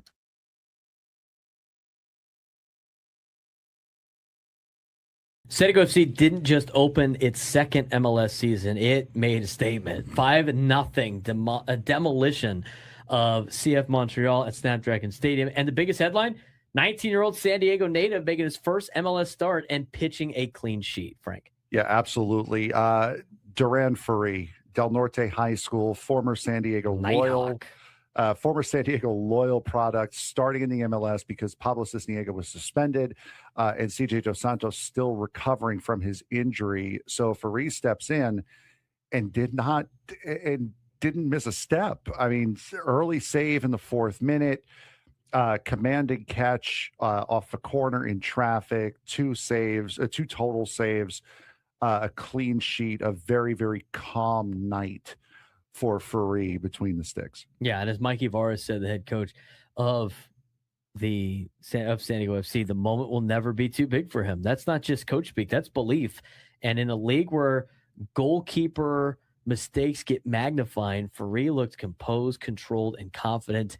This wasn't survival. This was, I belong here in the MLS. And what a great showing again from a San Diego kid representing San Diego FC and the city. Yeah, and again, he got thrown right into the fire immediately. Had to make a huge save right in the opening goes of it. So after that, San Diego FC kind of got their legs under them. Montreal got a red card, and the night was pretty much over for him. That was the part 1 of the game on Saturday. Part 2 in this 4-part series. Anders Dreyer is him, Frank. Young keeper held it down in the back. The attack was clinical. Anders Dreyer picked up right where he left off. He had assist on Chris McVeigh's opener. He had assist on Mark-André Vargson's goal. Constant pressure in transition. Last year, 16 assists, second to only Messi. And he is the face of the franchise. This year, already setting the tone. Dreyer isn't just productive, he's decisive. And when he's pulling the strings, offense moves fast. And you saw that on Saturday in person. Yeah, and that beautiful goal, I believe it was by Amal Pellegrino at the very end of the first half. He's not going to get credit on the assist for that because it was a shot that was saved. But even the way he took that shot, it's a 2-on-1, and he's coming up the right side, shoots it to the left of the keeper. Keeper has no choice but to deflect it left, which is right where Amal Pellegrino was, who was there for an open tapper. So he had a major part in 3 goals last night. He's only going to get credit for 2 apples, but 3 assists, more or less, last night on Saturday night. And that brings up a good talking point about the depth being real. And that's the part 3 of this 4-part story about the game on Saturday. What made the game impressive? It wasn't just the score. It was who contributed. You mentioned Pellegrino scored again. Valakari ripping one from distance. 18-year-old, beautiful shot. right to dream grad, and Brian Zamble scoring 2 days after signing with San Diego FC. Young players stepping into meaningful roles, not a star-dependent soccer team, system soccer. And when Montreal went down to 10 men after the red card, as you mentioned, Frank, at the 53rd minute, San Diego FC buried them. No mercy, 3-goal surge around halftime, and they never looked back. That shows signs of maturity, but also benefiting from the youth movement. And again, the system under Mikey Varas has been so successful in his now year and now in year 2 of being at the helm of San Diego FC. In those last 2 goals, the one by Oni Valakari, it was a beautiful back heel kind of stop from Ingvartsen that set him up for a beautiful shot. And then, as you mentioned, Brian Zambele, the right to dream grad, the San Diego FC's pride and joy, really. Just a beautiful, beautiful solo effort from him to be able to get a goal from a pretty sharp angle as well, and then to ingratiate himself with the San Diego FC faithful, jumping right into the Ultras after that goal, got the crowd fired up again. That came late in the game, too, to make it 5-0, and Zambelli really took his moment to shine there. Let's get to part 4.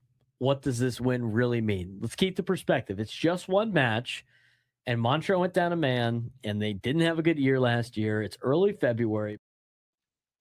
We have a couple of minutes here, so let's dive into the before we get to the sports thread. Let's give you the Padres lineup today as they take on the Colorado Rockies.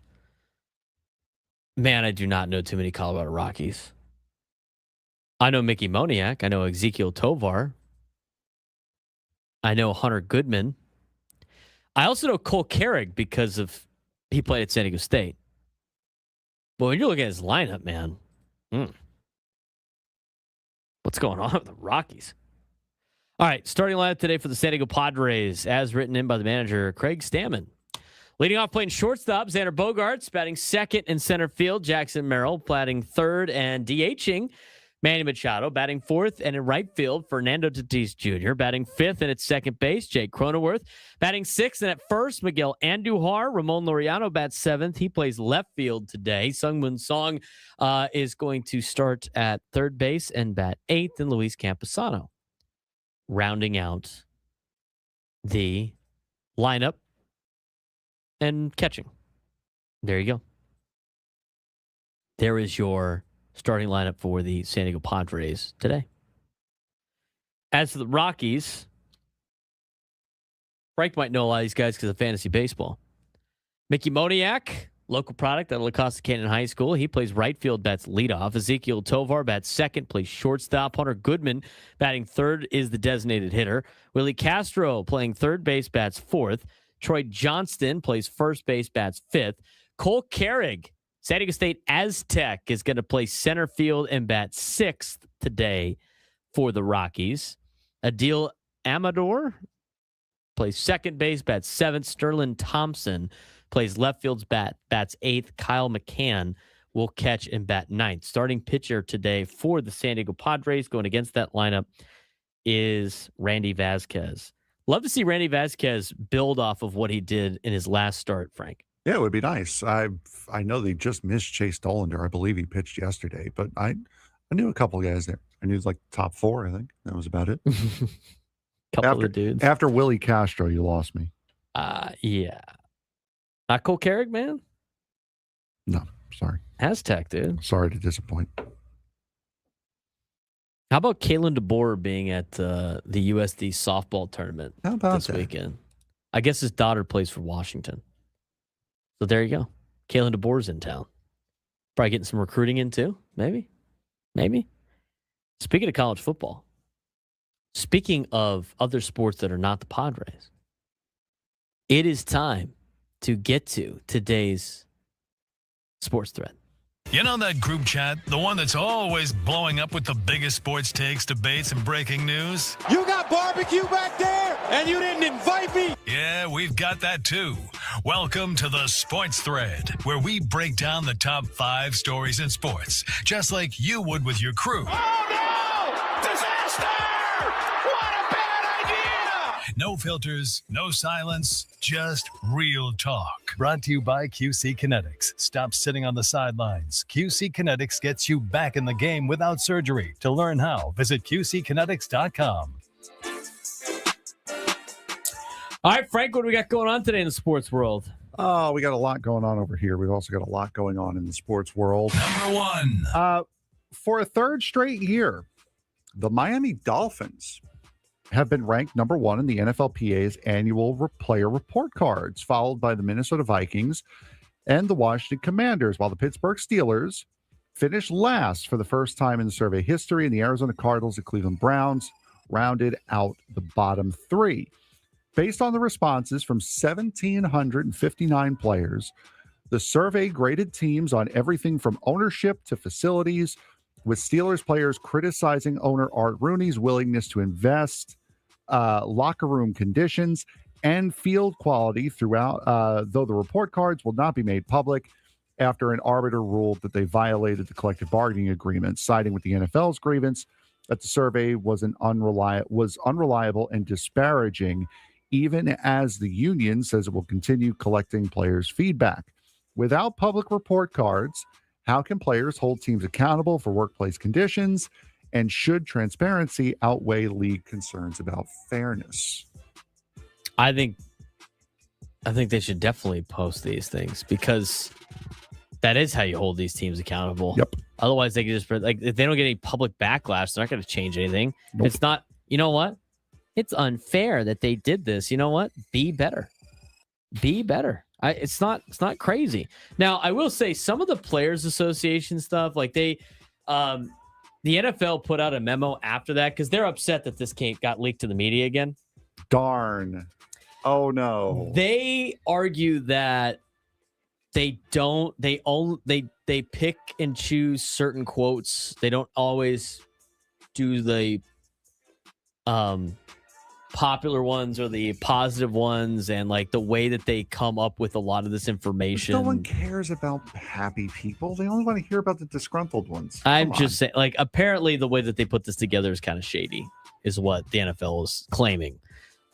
If they do it in a right way, and a way that gets a good sample of what players in these organizations think, or they ask everybody on the team, and then they average it out, I think that means a lot more than just we're going to pick and choose certain guys to fit certain narratives. I think from that standpoint, I think it would be unfair. But I do agree. This needs to be public. This is all you need to know about this particular situation. The Falcons got an A grade for their head coach last year. He got fired. So, I mean, obviously great with the players. Clearly mean nothing. The head coach for the Chargers, Jim Harbaugh, got a C+. Dean Spanos got an A-, according to the players over there. So, like, that, take this all for what it's worth of what's going on with these surveys. I don't believe them all the time. You're telling me the guy, like one of the worst owners in football, got an A- from his players this year? Give me a break. Give me a break. Fun guy. Number two. The NCAA Football Oversight Committee is recommending emergency legislation to crack down on schools and coaches who circumvent the January transfer portal window, proposing major penalties, including a 6-game suspension for head coaches who accept ineligible transfers, a fine of 20% of a school's football budget, and loss of 5 roster spots the following season. If a player joins a program without properly entering the portal, committee leaders say, quote, significant penalties are necessary to protect the established window, with the proposal set for an April vote as transfer-related disputes continue to mount, including Cincinnati's lawsuit against former quarterback Brendan Sorsby over $1 million NIL buyout after his reported $5 million move to Texas Tech. Will harsh penalties actually deter back-channel portal deals, or will NIL money continue to outpace enforcement? I think it's going to outpace the enforcement, but I'm glad that the NCAA is finally putting in rules. I think it's great that they're finally putting in rules. Now, whether or not they're enforceable will remain to be seen. But they got to start cutting this thing down, because it's only catering to the top 1% of earners in college football. So let's not pretend like we're paying everybody, because we're not. We're just paying the top 1% who, like in every walk of life, take everything, according to a lot of people. So from that logic, you should probably hope that there's some rules in college football, because this is getting really out of hand. And I'm not just talking about the teams. I'm talking like the individual players too. The amount of money that they drop is not really worth what they're getting back. Absolutely. It's obscene. And this is what we were talking about yesterday as well, with the pendulum swung so far in the players' direction. Now the NCAA is starting to get some public backing, and it's also starting to get some legislative backing as well in some of these decisions. So now it's going to start turning the other way, where now the NCAA, I think, is going to start to gain some of this momentum and ground back. It's so interesting, the world we live in right now, where it is the world of the public no longer backing players in both college athletics and in the Major League Baseball. No kidding, huh? And they're backing the people at the top. Yeah, interesting. It's gone too far. Number 3. The Pittsburgh Penguins announced that captain Sidney Crosby will miss at least 4 weeks after being placed on injured reserve with a lower body injury suffered while playing for Team Canada in the Olympics, when his right leg was awkwardly bent during a hit in the quarterfinal win over Czechia. The 38-year-old sat out the remainder of the semifinal match and ultimately did not play in the gold medal game, which the United States won 2-1 in overtime. And now the Penguins, who resume NHL play against the New Jersey Devils last night, will be without their leading scorer, 27 goals over 59 points, as they battle for playoff positioning in the Metropolitan Division. How much does Crosby's absence impact Pittsburgh's playoff chances, and should the NHL Stars rethink Olympic participation given injury risk? No, they should not rethink they it. should not. They can get hurt doing a lot of different things. It happens. It's unfortunate. Sucks to be the Penguins. Let me put on my care face. I don't really care about the Penguins. So tough, but it happens. And there you are. Sucks that they're out. He's out for a handful of weeks, but it's a long season. He'll probably be back in time to do some other stuff. And Crosby's a guy who's also he's known for getting injured. He's also known for getting injured and staying out longer than the timetable would suggest that he would get injured. I don't think there's any world where you can take a look at the success that not only the Four Nations tournament was, but this Olympics was, with the NHL players back, and say, you know what? Crosby got hurt. Maybe we shouldn't do this anymore. It would make no sense at all. Number 4. This came down from earlier this week. A Fort Bend County grand jury returned a no bill in the felony assault case against former NBA guard Patrick Beverley, ending the matter after determining there was insufficient evidence to proceed in trial in what police described as a family violence issue. Beverly, 37, was arrested in November at a home in Rosharon, Texas. But his attorney said he would never harm his sister and expressed gratitude that the grand jury allowed the process to play out. While Beverly, who last played in the NBA with the Milwaukee Bucks and previously starred for teams including the Rockets and Clippers, said the ordeal has made his family stronger. When high-profile athletes are cleared legally, how much damage lingers publicly, and can a reputation truly ever be restored? I think it's very hard for that. I think you just look at a lot of different athletes out there, and I think people. What I don't like about these stories is I don't like when people pick and choose when they're gonna say the guy was acquitted and when they're gonna say he wasn't. Right? Yeah. I mean, it's just like, I know in the court of law, which is what we use here in the United States, to determine whether or not somebody is guilty, even though the court said he's not, we're gonna still pretend like everything that he was alleged to do, we're gonna believe it's true, even though he was acquitted of that. I don't like that kind of behavior. Mm-hmm. Right? Agreed. But it's interesting when they decide to do that for certain players and not others. You're either for it or you're against it. Yep. That's all I can say about that. All right. Big question circling the Padres going on opening day. I teased it too many times. We get to it at noon.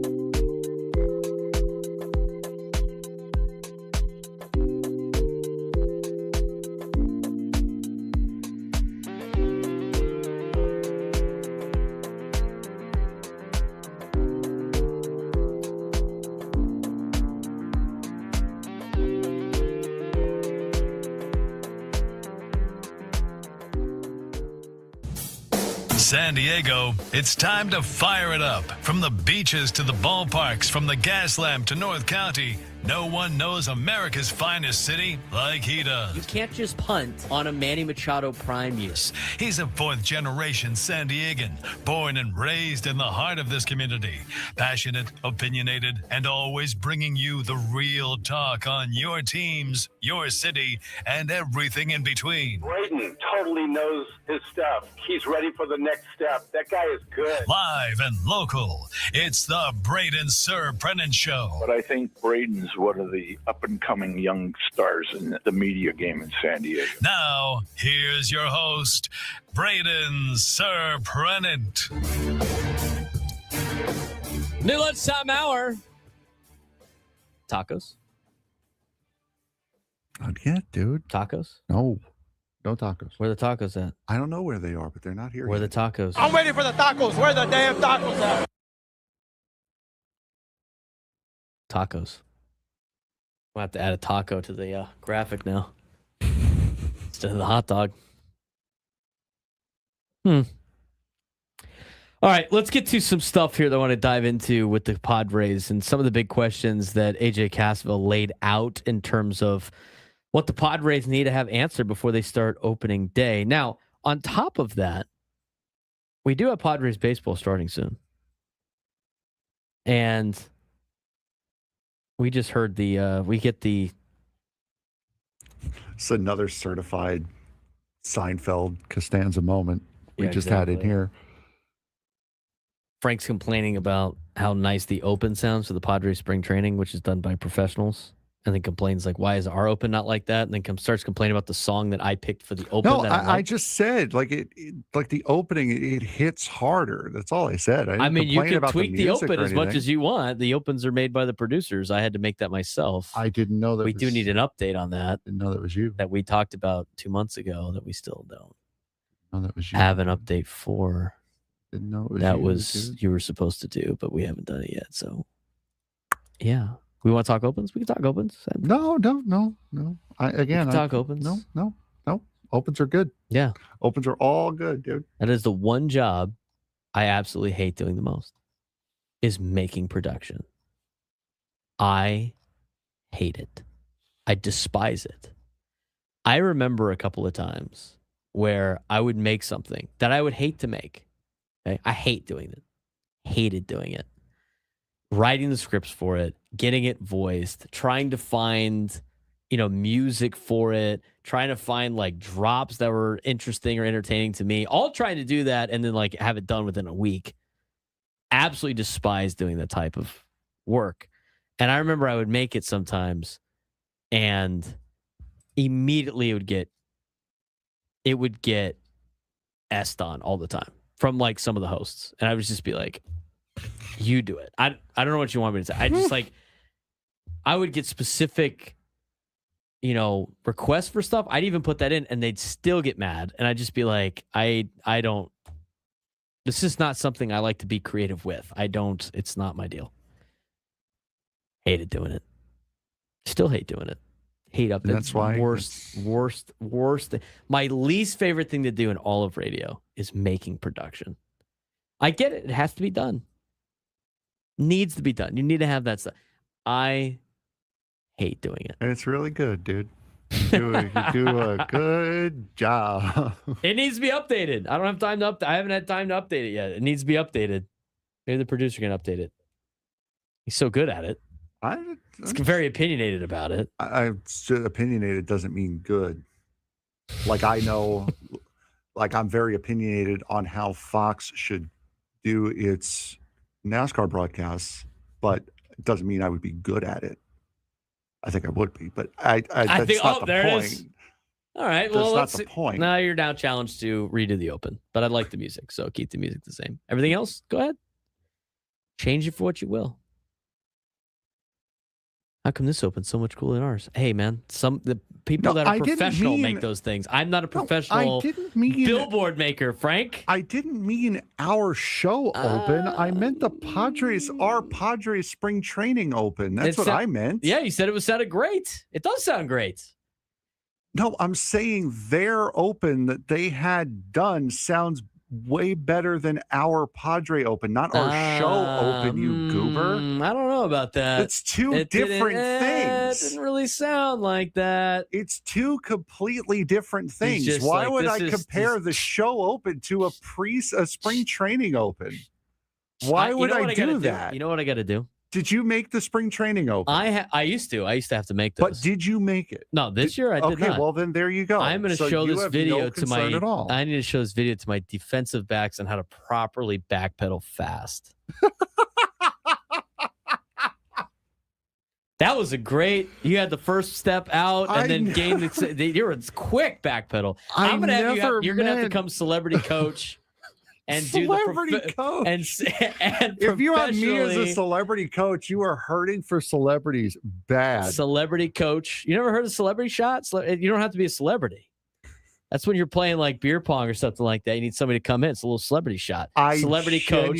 Frank can come in and teach my kids how to backpedal fast. I tell you what, ain't no receiver running past my DBs with that. I genuinely did not mean our show open. Why would I care? Cole Why Brooks, would I? Beautiful form by Frank on the backpedal. Why would I compare a spring training baseball open to a talk show open? That makes no sense. It makes no sense. You're backpedaling because I'm I not said, backpedaling. I'm telling I you the made our truth. open, and you immediately like, oh, it's great. Oh, it's great. That's No, good. I was definitely backpedaling on the show open, and I knew you made the. I knew you made the show opening. I thought you. I was talking the entire time. I was talking about our spring training open for the radio. I was not talking about the show open. Is the one that they do for the 97.3 broadcast different than that one? Yes, it is. Really? Yes. It's the same voice guy, though. You have to have it's the same guy, but the music doesn't hit nearly as hard as the open we just played or just heard. You get a foul. Why do I? That's a foul. I get a foul because you misunderstood the open I was talking Stop trying about. don't gaslight me. I know what I heard. It's a foul on you. Also a foul on Tim Day. Foul on Tim Day. For what? Another bad joke he made. Oh, I didn't. During the broadcast yesterday. I said I'd give him a foul today. Another bad dad joke. One I can't even tell on the radio. I'll tell it to you because during it was the so break. bad, or No, because it was I don't know. inappropriate? It's not appropriate. Okay. It's borderline, but it's something like after I tell it to you, you're going to be like, you know what? I don't really want it. I don't think you should have said that. Yeah, good on you for choosing discretion there. Who pissed off Frankie left turns? Cole Brooks is killing me right now. Gonna need a little accountability on this show. Somebody needs to put their hand up. I 100%. I was 100% talking about our spring training open. I knew you made the show open because it was virtually the same thing as what you had when you were doing the Sunday open. It was basically the same thing. So Sunday. I knew that. I knew the show open you did. Okay. Again, why would I compare the opening to a spring training baseball game to the opening of a talk show? That makes no sense. It's different. It kind of makes it like I get it. It's different. I get it. Great form on the backpedaling. That's fine. Go Aztecs. I advise you that you have the right to remain silent, Frank. Cole's killing Frank. I believe you believe that. because that's what was going on in Mahid at the time. Where's the George Costanza clip? And the Curb Your Enthusiasm music. Well, that one I got that one.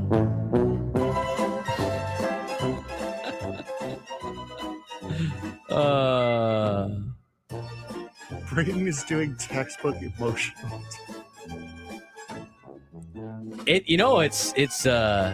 It's great when even Juan's taking your side. It's Yeah, awesome. exactly. Juan feels bad for you. You know what? Why? Because Juan usually is the one performing the he's emotional terrorism, and now he's upset that he's not the one dishing it out right now. Let's get to some of these questions for the Padres. Padres are less than a month from opening day. AJ Cassavell wrote an article about some of the big decisions that still loom for the Padres. Craig Stammen's facing multiple key roster decisions. Several structural questions remain unresolved, and spring training isn't about reps anymore. It's obviously about real choices. We've talked about this a lot.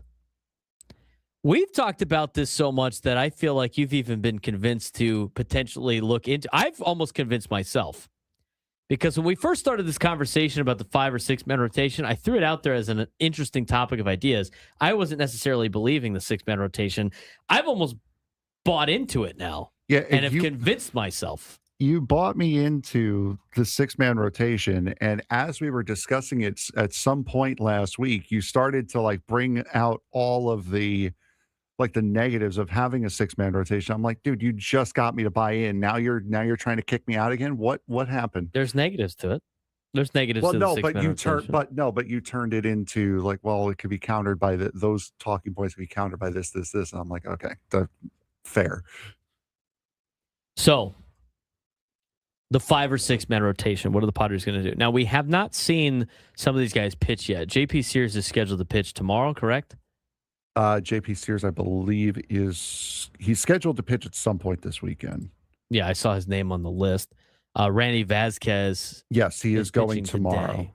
He is going tomorrow. TBD gets another workout on Sunday.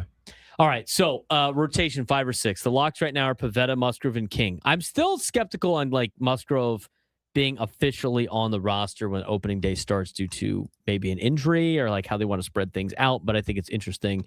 But those 3 guys at some point in the season are going to be part of the rotation, guaranteed. Correct. Yeah. Some health caveats, obviously. Musgrove returning from Tommy John, King coming off of a knee and nerve issues. 6-man rotation under consideration could ease Musgrove and King back, balances player health and competitive urgency. Back end candidates to the starting rotation. Randy Vasquez, who is likely in. We'll see how he does again today. He had a pretty good outing in his first spring training outing. Herman Marquez threw a bullpen today. Walker Buehler, who we haven't seen yet in a game. JP Sears, who I think will be part of the AAA rotation. Marco Gonzalez, who's out of options. Tristan McKenzie, also another guy, non-roster invitee like Gonzalez, also out of options.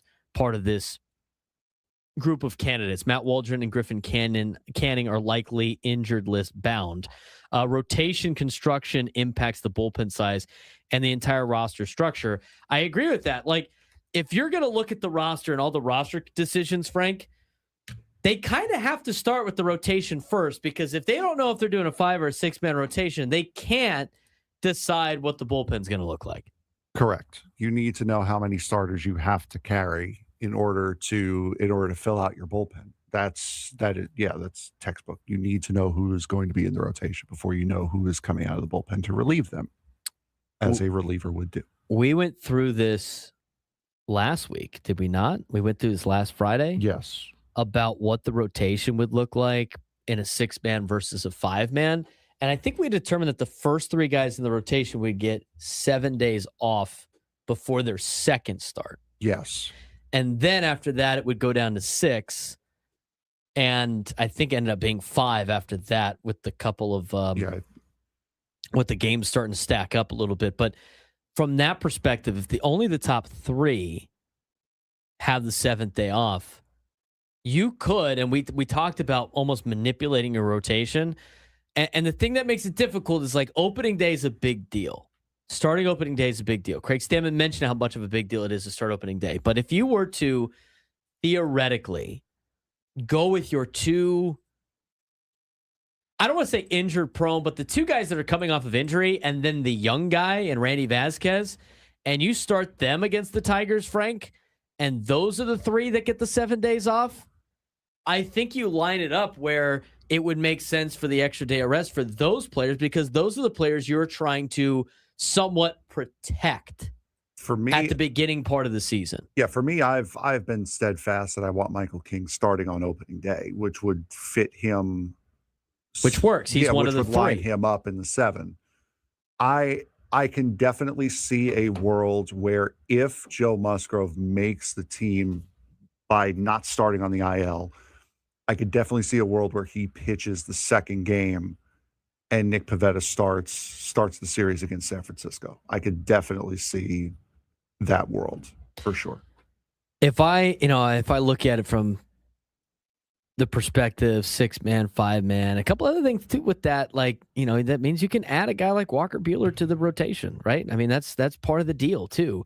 But the way it kind of battles out, I kind of like the 6-man rotation, because I think you're going to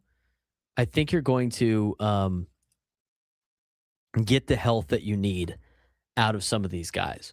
And you could go through the list of how it's going to plan out. Maybe we do this like during the break, but based on how the schedule lines up, if you do a 6-man rotation, I don't think you could start Nick Pivetta opening day.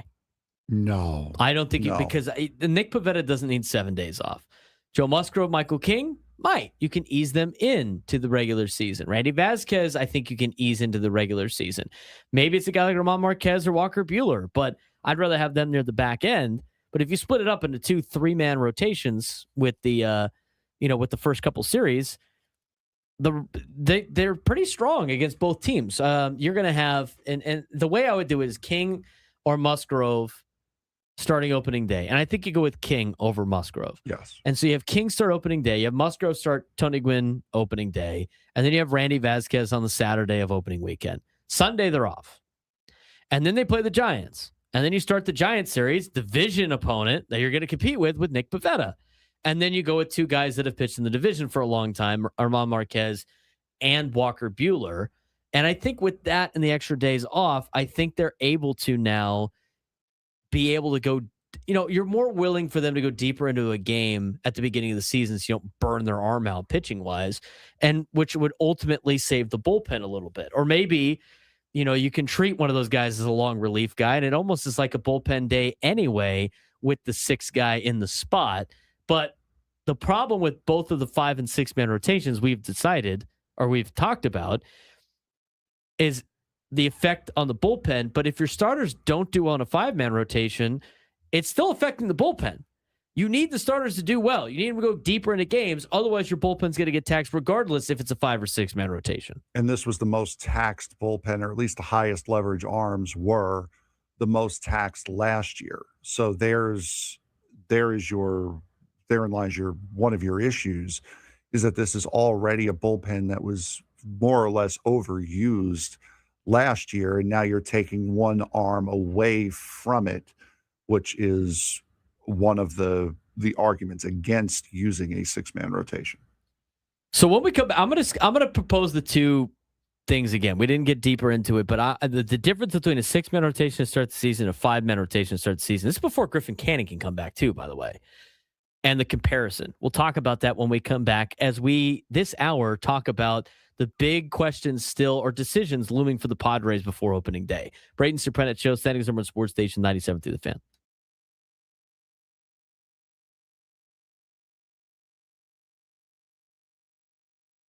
Big week across the board for UCSD and the Tritons athletics programs, as it was a mix of statement wins, a couple of tough losses, and momentum swings as postseason play creeps closer. Let's start with men's basketball. They have made the Big West Conference a little bit more shaky with a huge win at the Brent Event Center, taking down UC Irvine 71-69 as freshman Hudson Mays hit a game winner with 13 seconds left to knock off first place UC Irvine. Huge win for UCSD, really putting a wrench in the standings of the Big West Conference. Yeah, absolutely. Now you're up to 19-9. You're 9-7 in Big West play, and you clinch a spot in the Big West Championship in Henderson. So this was also win number 100 for them as a Division I program, which is a major, major milestone. So congratulations to everyone with the basketball program.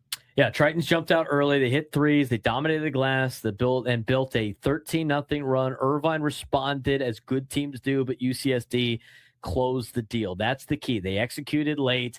Mays finished with 17 and 8 boards. Alex Chaikin added 15, and the team continues to show that it can win away from home. 11 road wins now. And the takeaway is It's not just a competitive program at D1 anymore. They're starting to turn into a dangerous program. It's going to take a little bit more time, especially with the new coach at UCSD and where everything lands up. But first step in this season for the basketball team is always make the Big West tournament, because not every school makes the Big West tournament in the conference. That's check number one. Number two, try to make a run to get yourself back in the NCAA tournament after winning the Big West tournament last year. As for women's basketball, first time that they lost, right, in a long time. They fall to Irvine 70-68 at home at Lion Tree Arena. And this one obviously stings because UCSD led for over 27 minutes. Yeah, absolutely. They shot better from the field. They dominated in the paint, fast break points, assists, almost every single category. They lost it on the free throw line, though. Irvine, 35 free throws. UC San Diego, only 14. And that was your major difference in the game over the weekend. Yeah, Michaela Rose had 16 points for UCSD. Erin Condren posted yet another double-double. They did well enough to win, except they didn't get a couple of plays to go their way, and they couldn't overcome the free throw disparity. And that was a big factor right there as they lose by 2. The women are still 18-8, 13-3 in conference play, still in a great position. But if games are going to be this tight in March, can they survive that kind of gap at the free throw line? But they have to find ways to get themselves to the free throw line too. I mean, some of it could be, we're not getting the calls that we want, but also playing the style of game, you've got to get yourself to the free throw line sometimes, especially in basketball. As for baseball, Frank, a couple of missed opportunities for Eric Newman and his crew. On the diamond, they drop a 5-2 decision to Western Michigan to close out the Tony Gwynn Legacy Series. Gabe Camacho continues to swing it well. 3rd homer of the season. Pitching wasn't bad either. Nathan Reese struck out 7, but they stranded 10 runners. Yeah, absolutely. And that's something that we've seen downtown quite a bit, especially last year, stranding runners on base. They also had, if I can go back and see here, they also had a couple of close losses to, darn it. They beat Creighton on Friday 8-7. That was a thrilling game. Yeah. And then they had a close loss on Saturday. I think it was against Omaha, if I'm not mistaken. Yes, that they would lost have been to Omaha, close. But they got the win against UCLA early in the season. They're going to continue to play good teams. I mean, USD is going to be high in the RPI right now with the start that they have had. It's going to be a good game on Tuesday at Triton Ballpark at 6:00. I'll have the call on USDToreros.com. Of course, you can watch the game on ESPN Plus. But they're 2-4. They're competitive. They're not finishing innings, and now they head into a tough road stretch with the Toreros. And then a tough stretch coming up. But after they host USD, they got to go to Lafayette to take on the Raging Cajuns, which is not that's no easy venture. And they also got to take on Cincinnati, who's off to a pretty good start in Big 12 as a Big 12 member in baseball. So they did well against Cincinnati last year. They're going to be able to do it on the road. We'll see if they can replicate it. As for softball, offensive firepower, but defensive gaps. Softball dropped 2 at the Mary Nutter Classic, 7-6 to Seattle, 10-3 to Rutgers. Offense showed life, multiple home runs, 11 hits in one game, but the 5th inning against Rutgers blew things open. 7 runs in one frame. Yeah, absolutely. Now they've dropped 5 straight, and a little bit concerning here. When you hit and still lose, that usually means situational pitching and or defensive lapses, and that really has to get cleaned up if you want to make a run. Big picture for UCSD to wrap up this week's update. Men's basketball starting to peak at the right time. Women's basketball right there on a Friday. Braden Surprenant Show, live and local each every day from 10 to 2 on San Diego's #1 sports station, 97.3 The Fan. We got ourselves a look at the 6- and 5-man rotation here. And it's going to be interesting to call I got to count the days off in between. But I put it out on a sheet to kind of determine what it would look like and the difference. And to me, as we determined, the whole point of the 6-man rotation is what, Frank? What's the whole point of the 6-man rotation? Give your starting pitchers, especially coming off of injury, extra time off. Correct. And who are those pitchers? King and Musgrove. King and Musgrove. Just so happen to be 2 of your better pitchers that you have. King and Musgrove specifically, right? So these are the guys that you would need the break. Now, in this particular exercise of looking at the 6-man and 5-man rotation.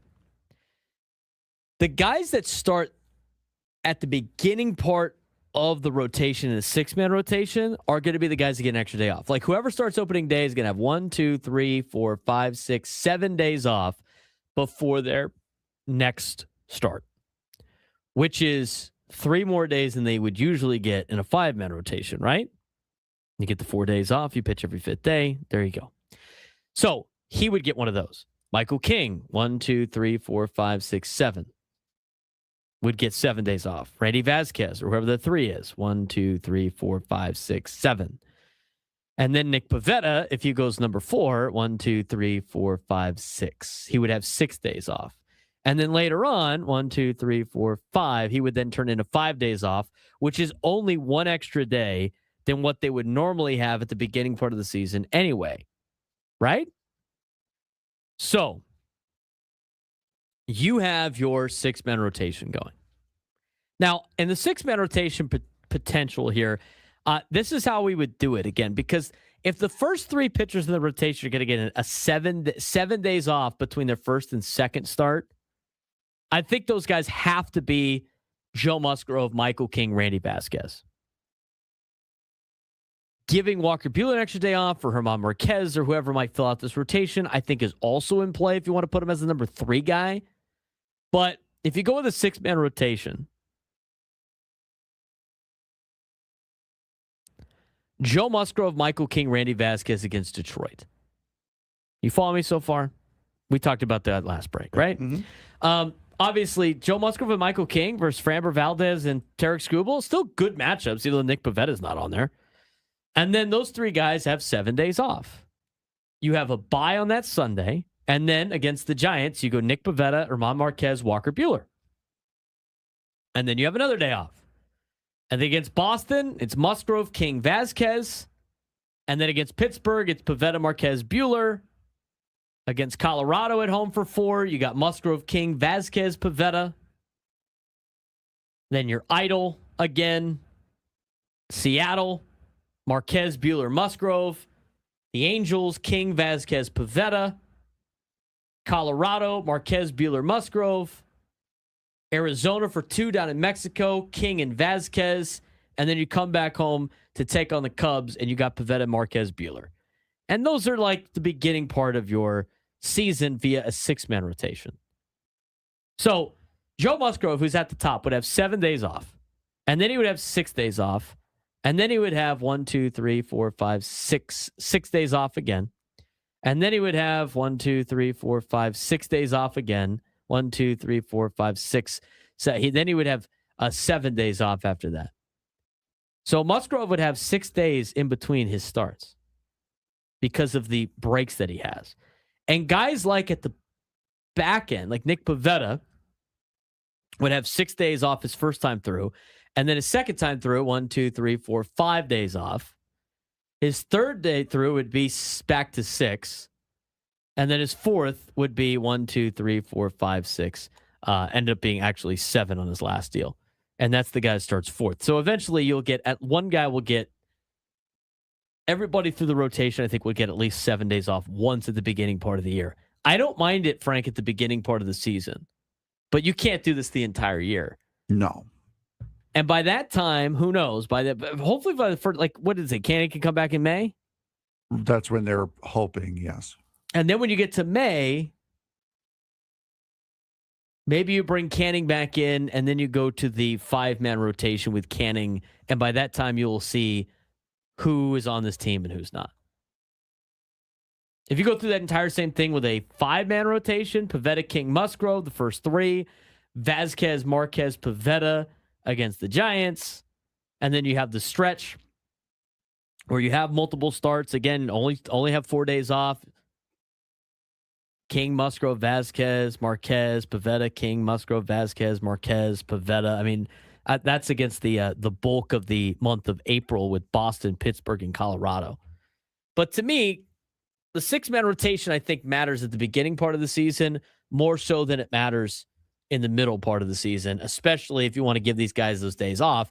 And instead of having guys like Musgrove or King skip starts, it's a built-in extra day for them to rest. Now, the theory of this is if you decide to do this, you really need to have these particular pitchers go a little bit deeper into ball games, hopefully get the pitch count up a little bit higher than you normally would at the beginning of the season so you don't destroy your bullpen. But if King and Musgrove are unable to go deep into games because you're worried about them making it through the season, they're going to be taxing the bullpen anyway in a 5-man rotation, just like a 6-man rotation.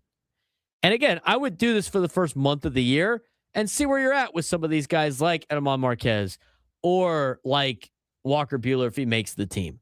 And I think this is a way for them to make the team and really showcase themselves in the regular season, where those games obviously matter a lot more, where you get to see good competition and all that stuff. Somebody in the chat says 6-man rotation is great until you run into LA and you got to face your 4, 5, 6. You don't have to play the Dodgers until mid-May. By that time, you should have Griffin Canning back. You want to talk about other good teams you have to face early? Maybe the Red Sox early in the season. And you got to go with your 4, 5, 6. But if your 4 in the 6-man rotation is really Nick Pivetta, are you really throwing your 4, 5, 6 against anybody? It's kind of a balanced rotation, Frank, when you when you put it into motion for the season to give the guys that it's designed to give days off the most days off possible. Yeah, exactly. And that's why it's starting to become more of a realistic option instead of just a fantasy talking point, because the more you look at the beginning of the season, the more you think, you know what, giving King and Musgrove a little bit of extra time to ease their way in makes sense. Giving German Marquez, who does have a major league deal, and a guy like Walker Buehler, who doesn't, a little bit of an extended spring training while you're waiting for Griffin Canning, who does have a major league deal, to get back, it does make more sense. And the Padres have so much depth in the bullpen that if someone does go down with an injury, you can call another guy up and possibly even keep them up by the time you make a decision on whether or not you want to keep Marquez or Walker or Buehler or both. So the more you look at it, the more it really, truly does make sense until about that time when Griffin Canning comes back in either the beginning or middle of May. Yeah, that's where I think that you all of a sudden you have to go into a real rotation, a 5-man rotation. Yes. Because every time we bring up this conversation, a lot of baseball traditionalists, which I have been labeled as a baseball traditionalist, by the way, they go, they always like put, they never pitched like this. And I'm not saying do this for the entire season, but to get out of the gate with some of the roster moves you have to make, I think it's a very important decision for the Padres, and I think it impacts how you set up your bullpen. So for me, the 6-man rotation is Pivetta, Musgrove, King, Vazquez, Marquez, Buehler. And then from there, you can build the bullpen. The bullpen doesn't have as many question marks. The top of the lineup shakeup is very interesting, though, as well as the first base and DH battle. Those are other decisions that the Padres have to make before opening day. We'll talk about those when we come back on the Braden Surprenant Show, Standings Number Sports Station, 97.3 The Fan.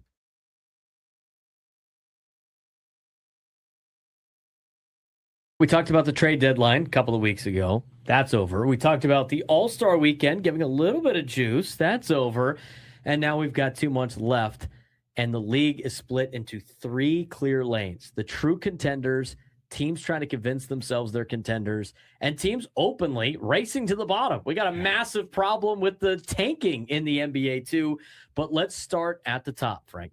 Yep. The Thunder right now are still the team to beat. They're the projected number 1 seed in the West, projected to get 61 wins this season.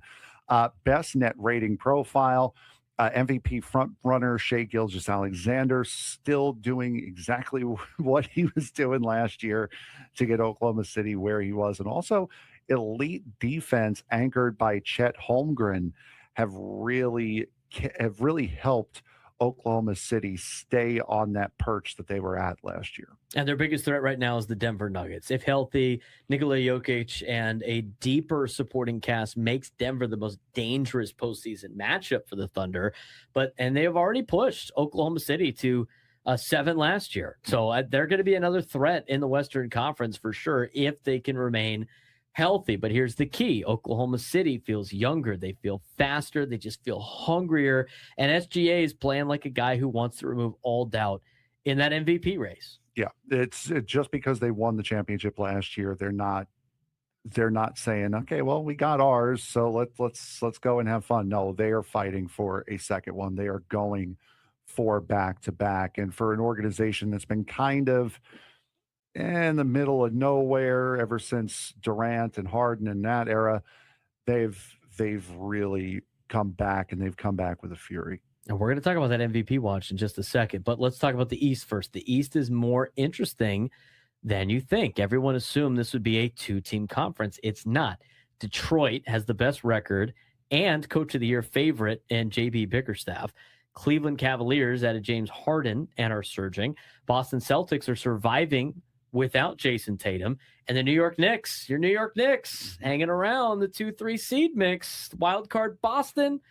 Tatum comes back at even 80%. Their shooting profile makes him terrifying. They don't need him to be Superman. They need him to defend and space. But this is a fun race here in the Eastern Conference. Yeah, and Cleveland is fascinating as well, because this dynamic with Harden and Donovan Mitchell either raises their ceiling or recreates just old playoff trauma. And we thought at the trade deadline that it would be the latter of those two. But with the way that Cleveland has really turned it around ever since they got James Harden, it may actually be the former in this case.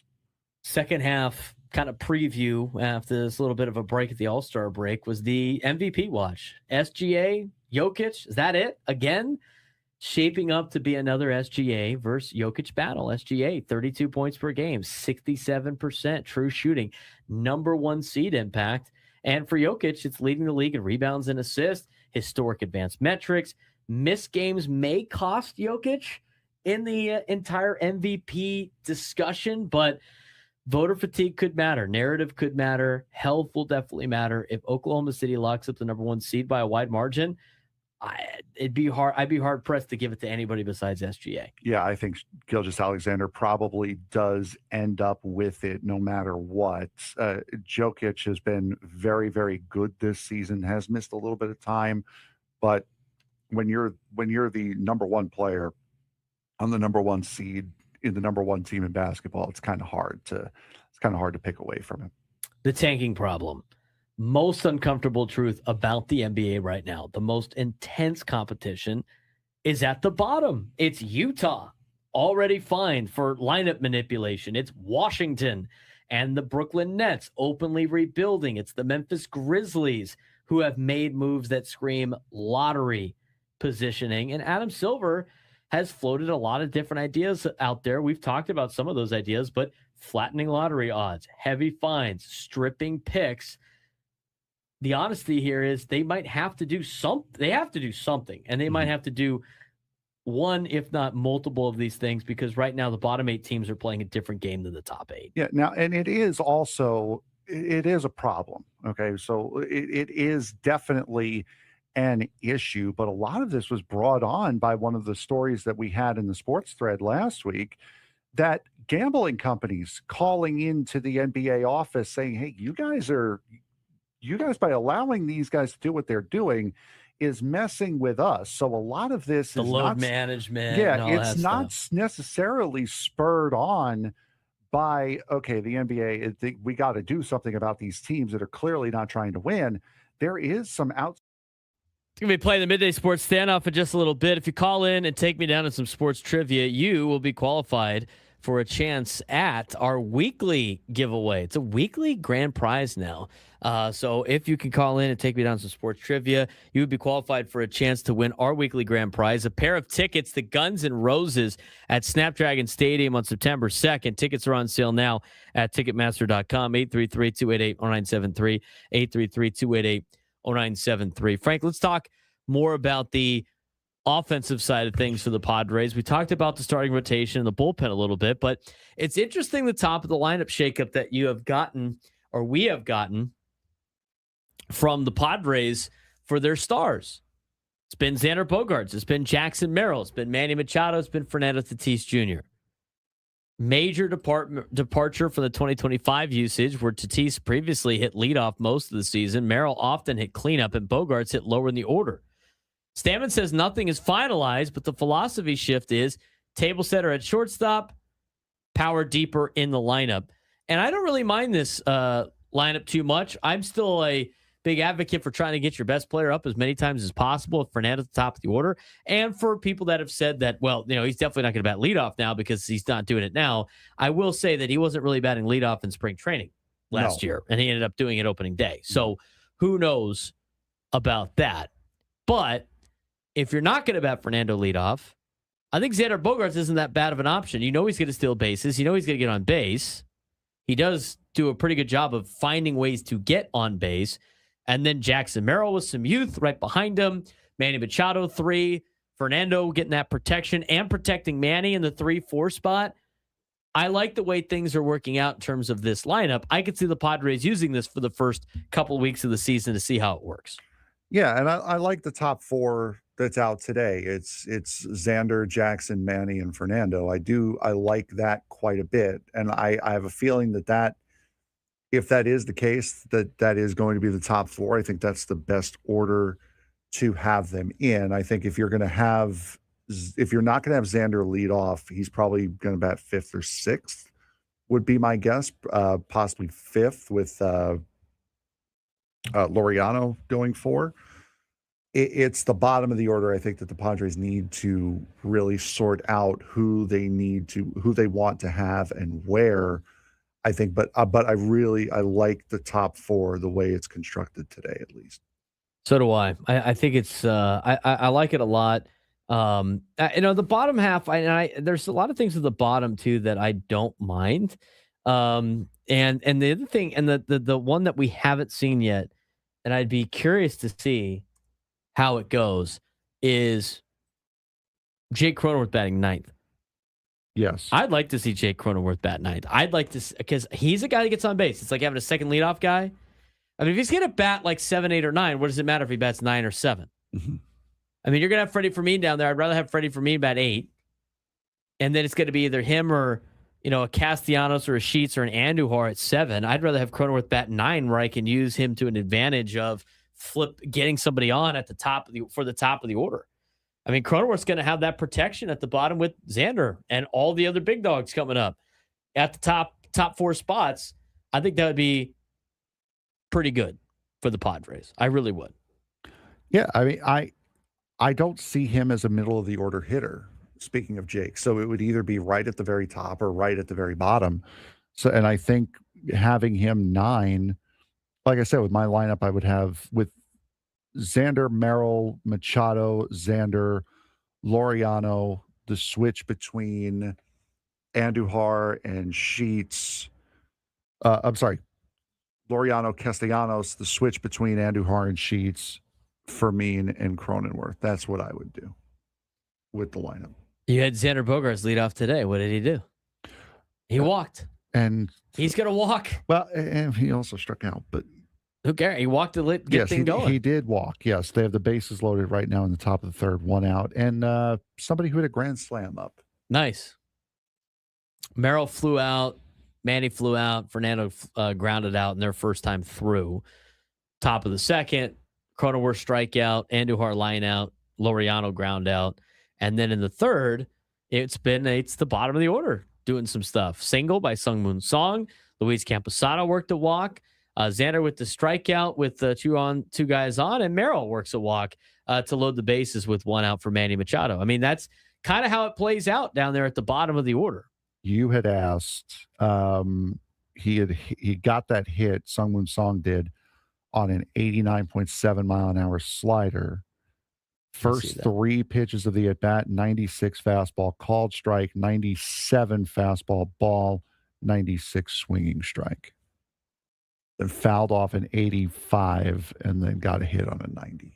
See, again, when it comes to spring training results, I don't care about the results as much as the process. I want to see how Sungmoon Song does against higher velocity, because that's what he's working on. That's what they're trying to get him up to. And until he starts doing that on a regular basis, it's going to be interesting to see how he plays out. I mean, he got a hit, but oh boy, we got in play runs Why don't you just throw it on your headset? See what it says. Ah, sack fly. Well, no, it's already happened by now. That's true. We heard what. Yeah, he's already breaking down the Jesse and Tony already talking about the next at bat with Fernando up. Probably halfway through that at bat now. Let's see where they are actually. 1-0 Padres. You just can't put it over the air, otherwise we'll get obviously, serious trouble. Where are they at, Frank? Make sure you don't disseminate. They're in a commercial break. They could have had a pitching change. It very well could have been a pitching change. It is because there's a mound visit. They're doing a pitching change. Okay, yes, they are. Ryan Miller in to replace Juan Mejia. Yes. There you go. Back to the lineup. I think regardless of what you do with the top four, those are your top four, right? I mean, you might have some situations where you're not going to have like Bogarts bat third or four. So he's probably one or two. And, or maybe he bats four. He's not going to bat second because it's mental and he can't bat second, according to, I don't know what it is. They asked him about it when he first came over to the Padres. Like, I don't know what it is about batting second. I just don't do well batting second. So there might be a couple of those niches in there, but I think those four are going to be at the top of the batting order. And then maybe it's Laureano 5 to start things up again. Or maybe it's, Gavin Sheets for more pop or Nick Castellanos, whatever it may be. I agree with you, Frank. I think the bottom half is going to be more interesting than what they do with the top half of the order because you already know the four players are going to be in that top four. Let's talk about first base in the DH battle. There are 2 everyday spots open, first base and DH. Gavin Sheets is a strong favorite for right-handers, and competing bats are Nick Castellanos, Miguel Andujar, and Ty France, who is the best defender of the group. Sungmoon Song offers left-handed versatility, offensive upside versus defensive stability decision coming at first base in the DH battle. And this is another battle that's going to be fun to watch through the rest of camp. And the other thing, too, is all of those players, none of them are in the WBC. Correct. So you're going to see these guys a lot. And they're going to be playing in different spots. Or they're going to be trading off being the DH, being first. I'm curious if they give any reps to Castellanos in the outfield in these spring training games. I'm curious if they're going to do anything for Miguel Andujar in the outfield for spring training games. Some of that stuff. But when you look at the battle for first base and DH, these are all guys that you kind of want part of the organization. And you kind of want part of the group at first base and DH. I mean, this is the conversation of who doesn't make the team. And when you look at Castellanos, Andujar, France, and Sheets, I kind of want all 4 of those guys part of this roster. But unless you have Sungmoon Song start in AAA or Bryce Johnson doesn't make the team, one of those individuals is not making this team to play first base or be in the DH battle. Yeah, and I think I would probably say Ty France might. It depends on, like you said, whether or not Sungmoon Song is up there. If Sungmoon Song starts in the minor leagues, I would have to assume that Ty France is going to be the one that comes up. But it's still so early to tell. Like I said, next week and the week after are really the make or break weeks for a lot of those guys who are bouncing between spots in spring training. And I think right now, I would agree with you that Ty France is currently the odd man out. He's going to have to outplay his way onto the lineup, onto the roster and into the lineup. And he's got to do it better than guys that have options and better than guys that, have more things going for him in terms of roster construction than anything else. Yes, agreed. In terms of the bullpen and the bullpen construction, this is also an interesting topic because Mason Miller is going to be the closer. And then after that, who your high leverage guys are. Adrian Morejon, Jeremiah Estrada, Jason Adam when healthy, which he will be at some point during the season. And then you got the guys that are likely part of this bullpen, David Morgan and Wandy Peralta. The uncertainty is Yuki Matsui, who has health concerns, obviously has withdrawn They withdrew him from the WBC. And then you have other candidates, Kyle Hart, Brian Hoeing, Bradley Rodriguez, Alec Jacob, Ron Marinaccio. The bullpen size is dependent on the rotation decision. And if they go with a 6-man rotation, you have 7 spots in the bullpen, and 6 of them are already taken by for sure players in that bullpen. And the only uncertainty to make it a spot open for the 7th spot is Yuki Matsui. Now, if Jason Adam starts the season on the injured list too, that's also something that's interesting to play out. But Yuki Matsui most likely gets started on the injured list. That means Kyle Hart, Brian Hoeing, Bradley Rodriguez, Alec Jacob, Ron Marinaccio, all battling for one spot. Some of them have options, some of them don't, Frank. We do have a question actually on the bullpen and starting rotation waiting on the line. Right? Oh, interesting. Let's get out to Eric in Chula Vista, wants to weigh in on the pitching staff. Eric, what's going on, man? Hi, guys. Good afternoon. How you doing? Doing well. Good. I just the fact that Matsui is injured and it's a groin and sometimes that lingers. I heard on either your show or one of the other shows how somebody had mentioned that Buehler and Marquez still have quite a bit in the tank. What are the chances of Matsui's injury lingering even longer, putting Vasquez in the bullpen as a long guy, and then just staying with the 5-man rotation, having Marquez and Buehler as 4 and 5? Because, I mean, I like Vasquez as a starter. He might have been our most consistent starter last year. And I'm not sure what kind of options he has going forward as far as having to make the roster or whatever. But, I mean, I'd like to keep him on there. And, I mean, like I say, with Matsui's injury, you never know how long that's going to last. So thanks, guys. Have a good day. I appreciate that, Eric. They have had conversations about one of those veteran arms maybe going to the bullpen. I don't necessarily think with all the time and investment that they put in Randy Vasquez to be a starter that he starts the season in the bullpen. No. Because he's a young, controllable piece that you're going to have and you want him to be a top. You want him to work his way to be a 3 starter, right? Mm-hmm. Because he's the type of player that you want to keep in the organization that offsets some of the costs of running this team. And from that perspective, I don't think you can do that to a guy like Randy. But to Eric's point, that is another question that has been brought up at camp. Could it be Marquez? Could it be Walker Buehler? That is a long relief guy in the bullpen. That way you keep the 5-man rotation. But the reality is it's kind of the same thing though, isn't it? Because it's a 6. What you're doing is your long relief guy, you're just starting. Yeah, you're throwing he's just guaranteed to get a start. If one of those options is going to be a long relief guy, you're basically going with a 6-man rotation anyway, just he's not guaranteed to start a game. But it's basically the same thing. The only difference is instead of like having Randy Vasquez sit a bunch of days and only throw a couple of innings, he goes out there and is guaranteed to start the game.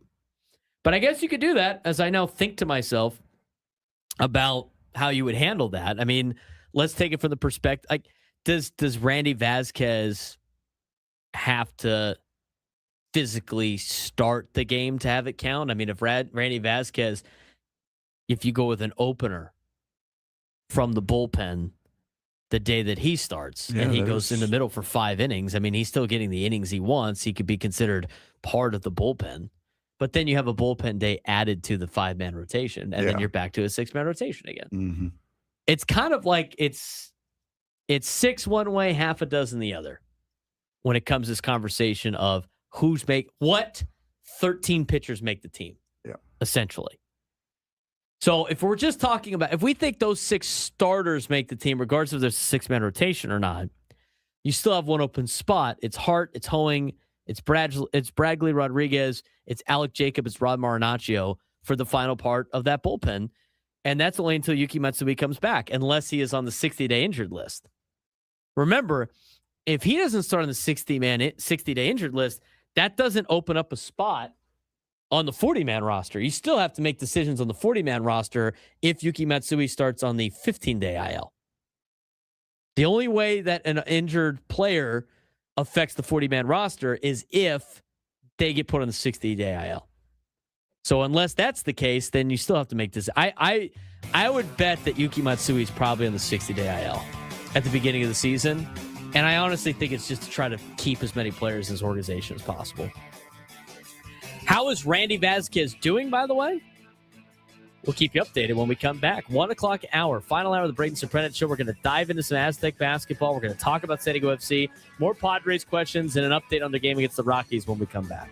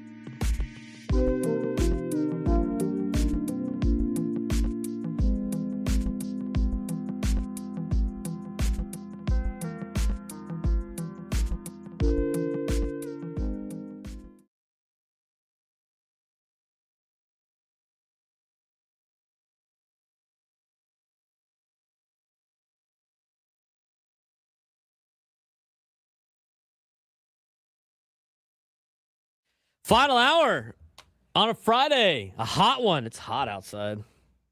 It's nice and cool in here, but it's hot outside. Let me tell you, 89 degrees. Lord. What day is it? February 27th. That was probably the warmest February we've had in a long time. February is usually very depressing looking outside. After January is usually like this. Can't wait for all the rain in March around my birthday. It's always great. 6 more weeks of winter. Yay. Puxatawny Phil, man, sucks. He has not been accurate. Plus, in San Diego, it's like, all right, dude, really? Why are we listening to a beaver anyway? He's a groundhog. That's what I said. Why are we listening to a rodent? We should be listening to a wildcat. Who reminds me, it's time for today's biggest fan. Congratulations. Yay. Biggest fan. Yay. What is that a tissue? Yes, it is. Are you crying?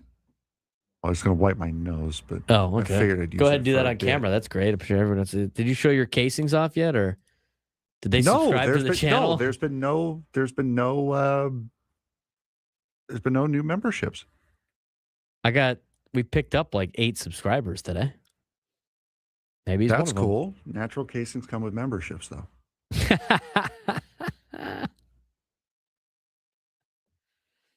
Okay, congratulations to today's biggest fan, Paul Taylor in San Diego. Paul Taylor in San Diego. Give us a call within the next 10 minutes at 833-288-0973, 833-288-0973, and you'll qualify for our grand prize, 20 tickets for you and your friends for our night in our Odyssey suite at a Padres game with all the fan staff. All the fan staff later this season, catered by Spiro's Mediterranean Cuisine. Remember to register your name at 97throughthefantasy.com/biggest fan. Paul Taylor in San Diego. You got 10 minutes. 833-288-0973. 833-288-0973. If you call in, you will qualify for our grand prize, 20 tickets for you and your friends for a night in our Odyssey suite at a Padres game with all the fan staff later this season. If you want to hear your name called, you can still register at 97throughthefantasy.com/biggest fan. There it is. Talk about Johnny Brito now. Wrong Taylor. Anyway, let's get to what we wanted to talk about. Update on Randy Vasquez. How did Randy Vasquez do today? Randy Vasquez. They got out of the inning too, right? So Yes, he's done. He's officially done for the day. Yes, Randy Vasquez is his line. 2 2/3 innings, no hits, no runs, no earned runs, 2 walks, 4 strikeouts. Ron Marinaccio came in to face Ezekiel Tovar and down by way of the K. We need to play some Italian music every time he does something well. Hopefully he makes the team. Ron, make the team, please. For the bit. Okay, let's not get too stereotypical Italian here. Why not? We can embrace the stereotypes for us. I love it. Viva la Italia. You can be locked in all the Italy games. You should. Oh, yeah. You have to be. Absolutely. Have to be. It's a great outing from Randy. That's 2 good outings out of Randy Vasquez. It is. In spring training. I'm trying to say, what was his other outing he had? Vasquez's previous outing. Here, he started 2 games. He's gone 4 2/3. He's only allowed 1 hit. He has thrown 68 pitches in spring training so far. Pretty good. Opponent's batting average is .067 against Randy. He has 5 punch-outs, 3 walks, and he's got a 0.86 whip. Good start. Good start to spring training. Good start to spring training. I would say so, yes. Against a 5-2 Rocky team. They're hot. You know what? They're trying. They want the TVs, man. They are hot. They want the TVs. Let's get out to some of the phone calls. 833-288-0973. 833-288-0973. Let's get out to Ron in La Mesa. Ron, what's going on, man? Hey, guys. Well, happy Friday. Thanks for taking my call here. Hey, so since it's Friday and you guys are almost ready to celebrate your first year anniversary, I thought I'd do a little retrospect here because I'm a little homer because I really enjoy your guys' show. You two are very entertaining. Not that the other 97.3, the fan hosts, aren't, but I appreciate you guys because you take calls, you talk great sports, and then you've got Frank in there that talks stuff about New York and whatever, and I can come in here and talk about K-State. Very few programs do that. But after yesterday, I'm a little concerned because you've almost got a year like weddings go or marriages go. The first year is honeymoon. But yesterday, Frank, dude, calling the guy a goober today, and I think we need marriage counseling for you two going forward into the second year. I'm concerned, but Frank, I love your takes. You guys do a great job. More of you on Saturdays with NASCAR and soccer would make me happy. And just congratulations on your 1 year, guys. And yes, I'm being a homer because I enjoy the heck out of calling this show. So you guys have a good weekend. Talk to you later. Thank you, Ron. Ron's just trying to, you know what? Ron's trying to butter me up because the K-State Wildcats host the Frogs tomorrow in basketball. He's trying to get the Frogs to take it easy on him. And I'll respond to this, Ron. Kansas State has not had a good basketball year, which means they got a really good chance against TCU tomorrow because that's how that's worked this season. We'll see. They need that game. Our Aztecs need some games tomorrow too. You've already had, I believe, your 1 year anniversary doing the show. I have not. No. Oh, you have not from? No, March 10th was my first day. Okay. Doing this show. I mean, I've already had my 2 year. I mean, well, yeah, Sundays. from having your own show. Yeah, but I thought you had your 1 year for this particular show. No, not particularly. Our 1 year together is summertime, isn't it? Cinco de Mayo, May 5th. I couldn't remember if we jumped on before or after went to Italy. I think it was before. That was before Italy, yeah. So Cinco de Mayo was my first show here. So that's we're about 2 months out from our 1 year anniversary. We need a certain sponsor to hook us up with a celebration that day. Play the sound bit. Play it. I'm waiting for the tacos. Where the damn tacos at? That's right. We do need tacos that day. I was going to say, unfortunately, we're not sponsored by Mona Lisa's. Oh, you know what? Go down there and ask. Listen, you know what? Maybe we should just start going door to door to all the Italian places. Hey, we could provide some provide some services on the radio for you, help you guys out a little bit. Call our guy, Peter Schwartz. Exactly. He can hook you up with the details. Have your people call our people. The great guy. It's great. And whoever else we have over here in the sales staff. Talk to Kevin. We have to play the highlight from Frank getting lost in Balboa Park. That is something maybe we could do. Because I refuse to delete or save over anything. So I have all the shows that we've done together on here hour by hour. Maybe that is a thing. Maybe we do, like, as we get closer to the 1 year anniversary, like start like finding segments and clips from the 1 year show and putting them together. That's too much. It's too much. Unless you want to make it a podcast form. Yeah, You could do podcast only. Put it in a like Scraby's 12 games of October, whatever it was. Yeah. Yeah. Oh, all right. Yeah, maybe not for a show. Yeah, I wouldn't do that for a show. Yeah, no, of course not. No, but for like an omnibus podcast, that'd be pretty cool, I think. Ron Marinaccio, coverage brought to you by Midco Toilet.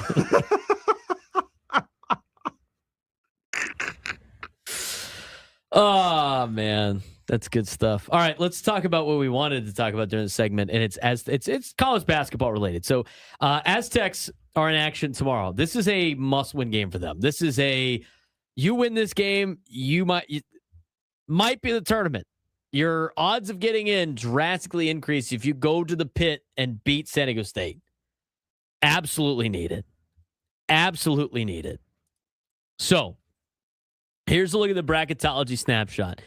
Joel already had this today, and he puts out his reports too. Like, he had the bracketology thing. He's got, whatever. San Diego State's like a 10 seed or something like that. But San Diego State is currently the automatic qualifier for the Mountain West because they're in first place in the Mountain West. That is so what he does is he assumes that whoever is the number one team in the conference is going to win said conference championship. Follow so far? So he has, and take it for a grain of salt. Everybody's got their own. There's 185 people that do brackets. We use Joe Lenardi because the guy's kind of the OG with the bracketology stuff. He's got San Diego State in as a automatic qualifier. He's got New Mexico as a first four out, and he lists early bracket games in terms of like games that have the most impact tomorrow. San Diego State at New Mexico, 2:00 Eastern. He's got Aztecs as 11 seed, and then New Mexico at first four out as mentioned. It goes as a excerpt on that game. Only the winner has a shot at being in our bracket next week. That's everything you need to know right there about how important this game is. Lenardi notes a lot of potential bracketing nightmares brewing in the SEC. There's going to be multiple bubble teams right now that sit clustered together near the cut line, and we all know how that plays out, don't we, Frank? When it comes to the SEC. Yep. Auburn has no business being in the NCAA tournament. I'm just going to say that right now, but they have them as a last four in team. They're like 15-13 this year. You forget though. What do I? The SEC is undefeated in hypothetical scenarios. That's also true. That is now leaked into basketball. You cannot forget that. That is now leaked into basketball. If you look at what Auburn has done this year, I know they've probably beaten some good teams, but just it's just kind of a joke where they're at. Auburn plays tomorrow. They play Ole Miss. They're 15-13. They're 6-9 in the SEC, and that is who we want in the NCAA tournament. We want more teams like that and less teams like Santa Clara. Are you kidding me? Give me a break. Here are all of the teams that should be in that are above the cut line that are not guaranteed. Like the guarantees are already the guarantees, but this is the should be in group. Kentucky, Georgia, Missouri, Texas A&M, Iowa, UCLA out of the Big Ten, SMU, Miami, Clemson out of the ACC, UCF out of the Big 12, and then in the mid-majors, St. Mary's and St. Louis. These are all bubble teams that are, more than a 50% chance of making the NCAA tournament. Really more of a 60% chance of making the NCAA tournament. The SEC's got a lot of congestion. Obviously, it's very real. Georgia, Missouri, A&M, and Kentucky are tightly packed in resume quality. Lenardi has 4 SEC teams among the last 4 buys. UCLA has surged late. Big wins over Illinois and USC has pushed them towards the 90% plus at-large odds. UCF may be under-discussed nationally, but their resume is top 30, 97% at-large odds. And the St. Mary's Gonzaga rematch looms large and could solidify a West Coast Conference 2-bid safety, who are trying to get 3 teams in with Santa Clara. Clemson starting to free fall a little bit. 4 straight losses have knocked him off a lock status, which is usually hard to do. When you're a lock, that means you're getting in the tournament. It's not anything else. In terms of teams that still have work to do, these are the schools now. Aztec fans, pay attention. Pay close attention to this. These are the schools I'm about to talk about. These are the schools with a couple of weeks to go you need to lose. Except for TCU, because that is going to be a biased thing for me. Do not root for them to lose. Root for everybody else to lose. Does that seem fair? I think that's fair. Okay, moving on. These are the teams that you want to lose. Last 4 buys. These teams are in, but close to the first 4 out. Georgia, Missouri, Texas A&M, Texas. You want all 4 of those SEC teams to lose. In fact, I have their schedule. Texas and A&M play each other. You want one of those. You want that game to be a blowout in either fashion. You're rooting against Missouri tomorrow. Missouri's at Mississippi State, who's not very good. But you know what? You're rooting for Mississippi State tomorrow. And then Georgia, they got South Carolina, who also sucks at basketball. You need South Carolina to pull an upset on the road in Athens. Last 4 in, and these guys are barely in. Auburn. They don't even deserve to be in. I digress on that. If you're an Aztec fan, you're rooting for Ole Miss and Auburn tomorrow. TCU's got Kansas State. You don't need to root against TCU. They usually shoot themselves in their own foot. So you know what? Just kind of wait for them to do their own thing. They got 4 feet and they're really tiny, so that's a pretty good shot. I know. They're very accurate when it comes to shooting themselves in the foot. Santa Clara is another team. Santa Clara has a tough matchup. They have tough matchups to finish, but they're going to get into Saturday's the last day of the West Coast Conference before they start tournament play. And they will start tournament play next week in Vegas with games on Thursday. And then they have the bracket where it goes, you get a bye for every seed you get. Santa Clara's got a red hot Oregon State team who just fired their coach. Take that for what it's worth. That game will be at 5:00 on Saturday. First four out: Cal, New Mexico, Ohio State, USC. You need those teams to lose. Next four out: Virginia Commonwealth, Virginia Tech, Seton Hall, Cincinnati. If you start looking at the cross-conference bubble comparison, the SEC is the logjam conference. They have the most quad one opportunities and the most opportunities to eliminate each other. They could cannibalize their bids, and they can be down to 8 or balloon to 11 based on how these things go. In the Big Ten, it's resume versus record debate. Indiana's the last team in. Ohio State's part of the first four out. USC sliding fast. And again, to notice, Ohio State 1-10 in quad one games. Indiana, better predictive metrics than resume. USC is outside the top 50 in predictive measurements, which is a very tough sell. And that leads to the Mountain West. A 2-bid or a 3-bid league. Aztecs, last four in.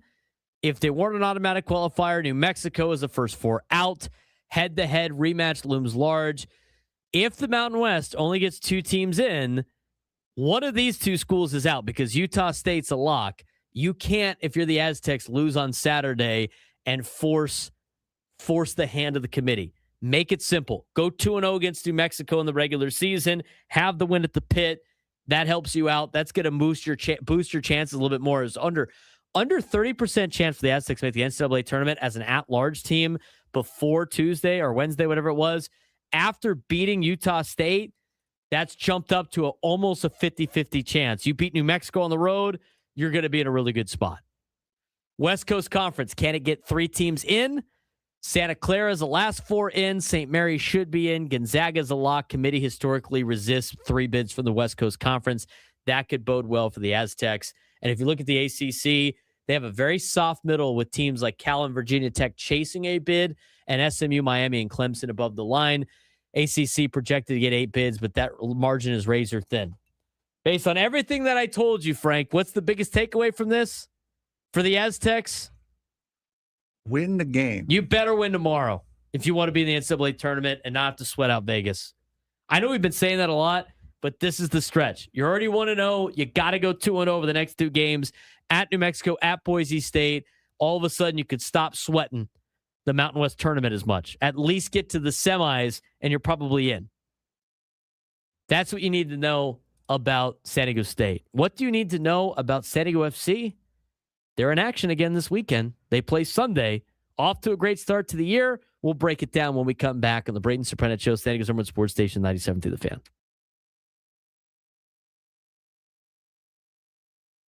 If you blinked this weekend, you probably missed a lot in local San Diego high school sports. Open Division basketball statement wins, wrestling, Masters drama, water polo, dynasties continuing, and spring sports officially underway. San Diego high school sports isn't just busy right now. It's defining who owns February and who's about to own the spring. And let's start in Solana Beach. I'll start with the boys basketball, and Frank's going to jump in with the girls basketball here. But Santa Fe Christian sends a message in front of a packed gym. Santa Fe Christian runs away from Cathedral Catholic High School, 82-53 in the Open Division quarterfinals. And once again, it was a haul. Dax Hall. He dropped 35 points, hitting from everywhere. Earlier this year, he had 42 against Cathedral. They just could not solve the Hall equation in the playoffs. Eagles hit 12 threes, only 4 turnovers, complete control. And now they host Francis Parker in the semifinals, and that feels like a de facto championship game because remember, Santa Fe Christian only has a couple of losses on the year. 2 of them are to Francis Parker. All 8 open teams do advance to the state regional, so it's not survive and advance. It's about seeding and momentum, and right now Santa Fe Christian looks like the most explosive team left. Should be a fun one against Francis Parker. Frank, what's going on in women's basketball? Meanwhile, in San Marcos, 2-time defending champs Mission Hills survived a war with La Jolla County Day School, 53-46 game, tied 36-36. going into the fourth quarter. Freshman Maya Atkinson, averaging under 6 a game, scored 9 in the fourth quarter. She kept telling her coach all day, I'm ready for this. She absolutely was. Mission Hills hit 10 threes. La Jolla Country Day hit 3. That was the difference. Now Mission Hills heads to top-seeded Francis Parker. But here's what stood out. The open division on the girls' side might be deeper than we had expected because there were 2 big upsets. Grossmont knocked out Mater Dei Catholic, and Westview beat Cathedral Catholic. Now the bracket finds itself wide open. Let's talk about wrestling. We talk about wrestling, usually talking about Poway. At Masters, Poway High School reminded everyone who the standard is. The Titans advanced all 14 wrestlers to the finals. They won 10. They scored over 400 team points. That's dominance. But one of the best stories came from Imperial High School. On his birthday, Noah Larios won his first Masters title at heavyweight, pinning his opponent with a 76-pound weight advantage and capping a steady climb from third to second to champion. Progression, development, also worth watching. Freshman battle at 106 between Granite Hills and Poway. That rivalry might define the next 4 years. State is coming in San Diego. We'll send some real contenders to the state level in wrestling. But girls water polo was finishing up some CIF championship games. You said a 76-pound weight advantage? Yeah, he did that. Pretty good upset right there. Yeah, no kidding, huh? To the pool. The Bishop School won its eighth consecutive Open Division title, 15th in 16 years, 8 straight. That is not just winning, that is institutional dominance. Meanwhile, Helix High School captured its first D1 title behind a 15-save performance in goal. Coronado, Scripps Ranch, new champions, new energy, water polo depth. See what I did there?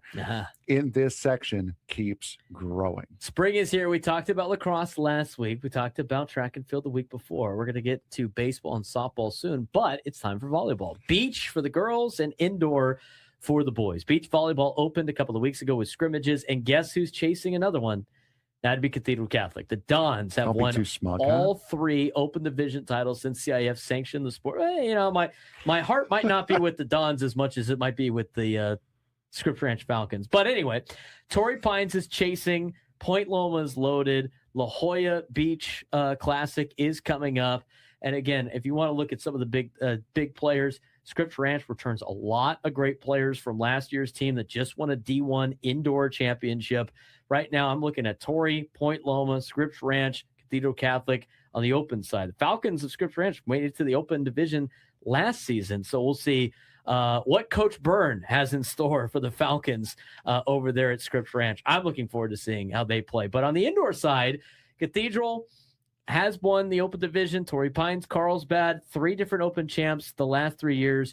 Could someone new break through? Torrey Pines stacked again. Francis Parker has a 6'11" junior and Kevin O'Brien. Bishops is deep. Spring might not have a clear king, and that makes it fun. Seems like it's pretty much wide open for the indoor for the boys, and everybody's chasing the Dons for beach volleyball. That's our look at the high school update for you. We'll mention softball and baseball next week.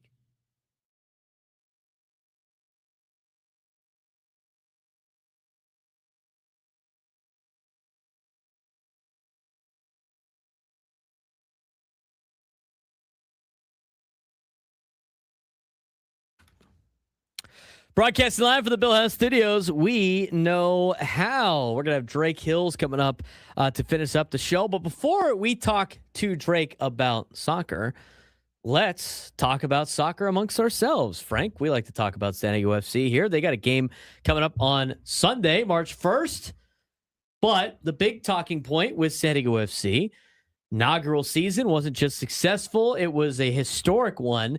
And now the grace period is gone. In year 1, San Diego FC set MLS expansion records, 19 wins, 63 points, number 1 seed in the West, Western Conference final appearance, elite home attendance, top 4 in attendance in the MLS.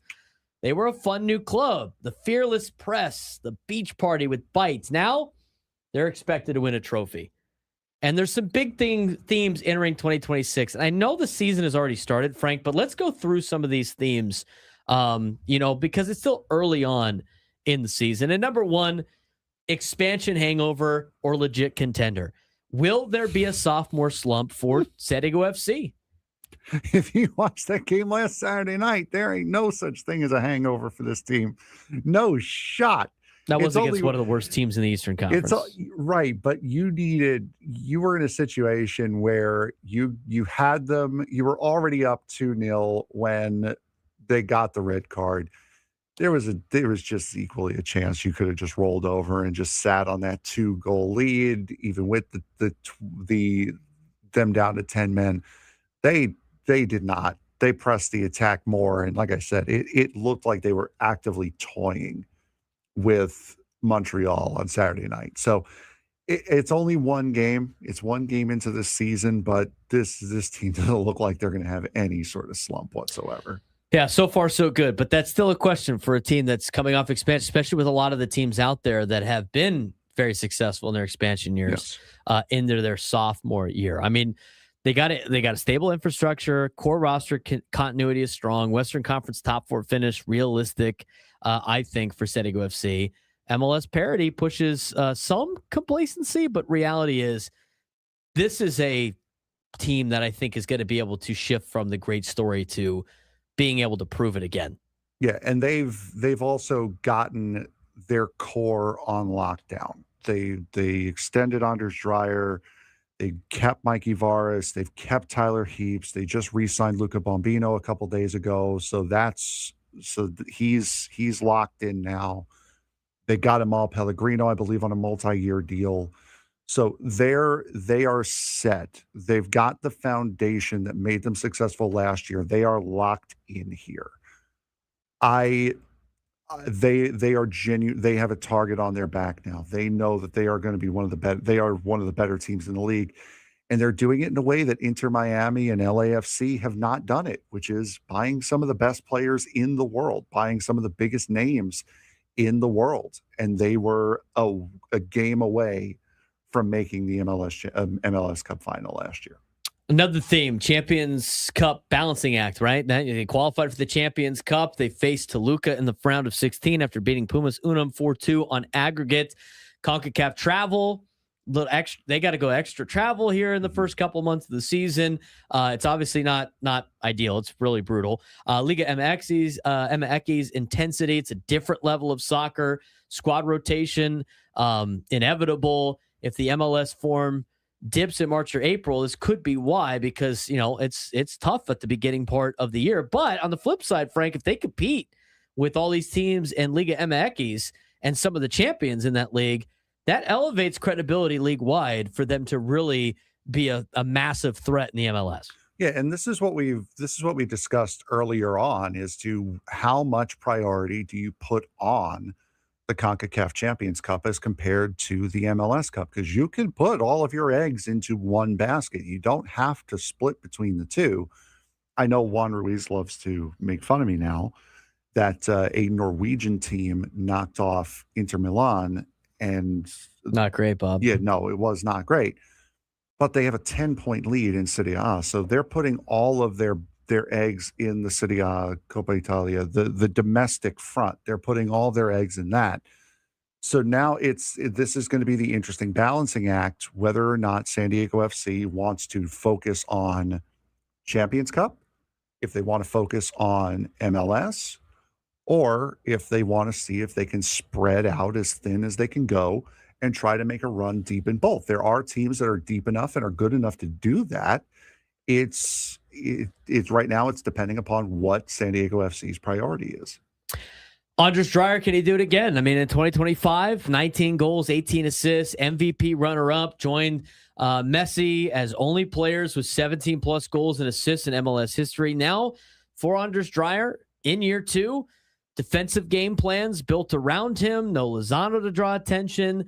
Miami's Messi and LAFC's Sung Hong Min favored for MVP. Even if the numbers dip, his chance creation and versatility still scream elite.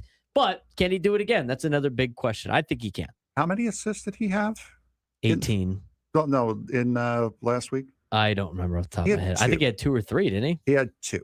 And had the shot that Pellegrino knocked in counted as an assist, he would have had 3. I have no doubt in my mind that Dreyer is the real deal and that Anders Dreyer will 100%. He may not put up exactly the same season, but he has a very, very good chance of putting up an equal caliber season to what he did last year.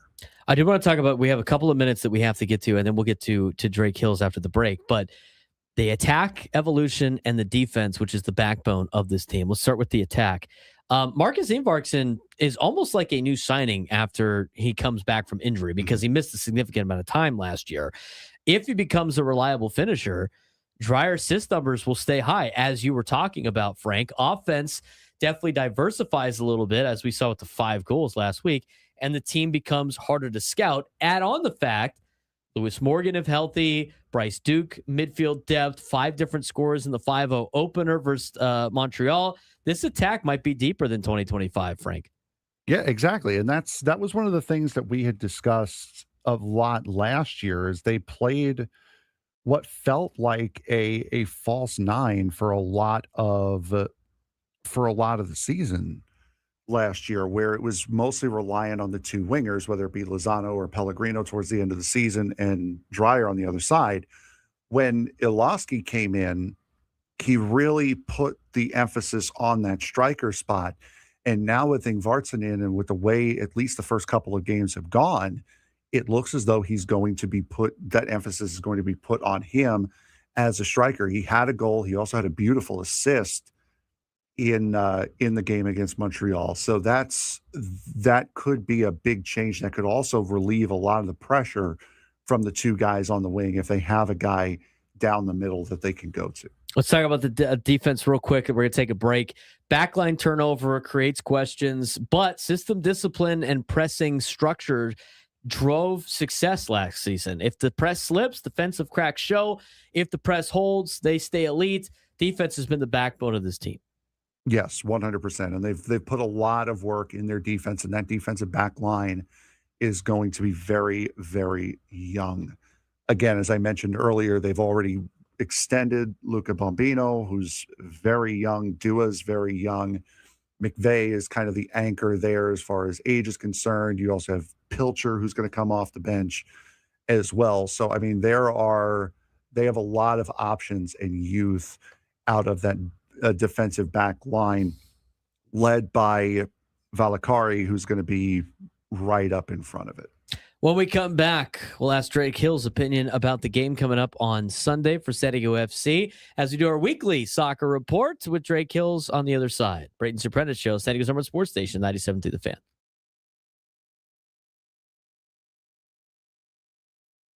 Tyler Reddick, not just hot, he's historic. 1 week after winning the Daytona 500, Reddick followed it up with a dramatic double overtime victory in Sunday's Auto Trader 400 at Echo Park Speedway, becoming the first driver in nearly 2 decades to win the first 2 races of a Cup Series season. The last to do it, NASCAR Hall of Famer Matt Kenseth back in 2009. Yeah, absolutely. Elite company. It's very, very hard to win the Daytona 500 plus the next race that comes up after that.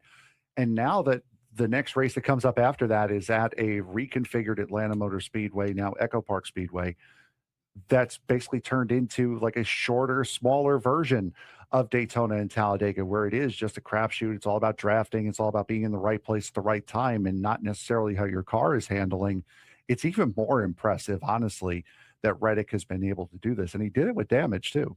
Yeah, he started from the pole after qualifying was rained out, led the race best 53 laps, but late in the race, his number 45 Toyota got caught up in a 9-car accident. The right front fender was mangled. The team had to tape the car up in 39-degree weather just to keep it together. And Denny Hamlin, who's part owner of this team, described it as looking like Carnage City. But it didn't matter. On the field, on the final overtime restart, Reddick zigzagged and somehow muscled his way forward, getting a huge push from Joe Gibbs Racing's Chase Briscoe, cleared teammate Bubba Wallace, and held off the field by just 0.164 seconds. 2 races, 2 wins, completely different styles. Yeah, he was able to control a little bit at Daytona after he got past the big wreck on the final lap, and this time he had to fight from the middle of the field and really work at getting this win. A lot tighter confines around Atlanta Motor Speedway as well. So it's positioning and timing, grit, car control. He's won it all. He's won both races in very different styles this year. Don't overlook the teamwork angle here either. Daytona, Riley Herbst delivered the key push at Echo Park. It was Briscoe, another Toyota driver, helping shove Reddick to the front. Meanwhile, Bubba Wallace led for 46 laps and looked poised to win before a late move up the track opened the door for his teammate. He finished 8th, but 23-11 Racing still leaves Atlanta sitting first and second in points, with Reddick holding a 40-point advantage. Yeah, Reddick is off to an incredible start this year. And Michael Jordan said it best. It's really fun to be a part of 23-11 right now. And just think, it should be. He's 3-0 this year. He won the lawsuit against NASCAR. He's won the Daytona 500, and now he's gotten the win at Echo Park. And people still call LeBron James the greatest of all time. I don't see LeBron James winning NASCAR events, if you will. At Echo Park, 12 cars finished within 1 second of the winner. 9 different leaders led double-digit laps, 14 total leaders overall. The racing was tight. It was chaotic. It was strategic. Drafting mattered. Patterns mattered. And execution mattered. Carson Hocevar made a daring solo move late, but couldn't find drafting help when it mattered most. Ross Chastain finished 3rd.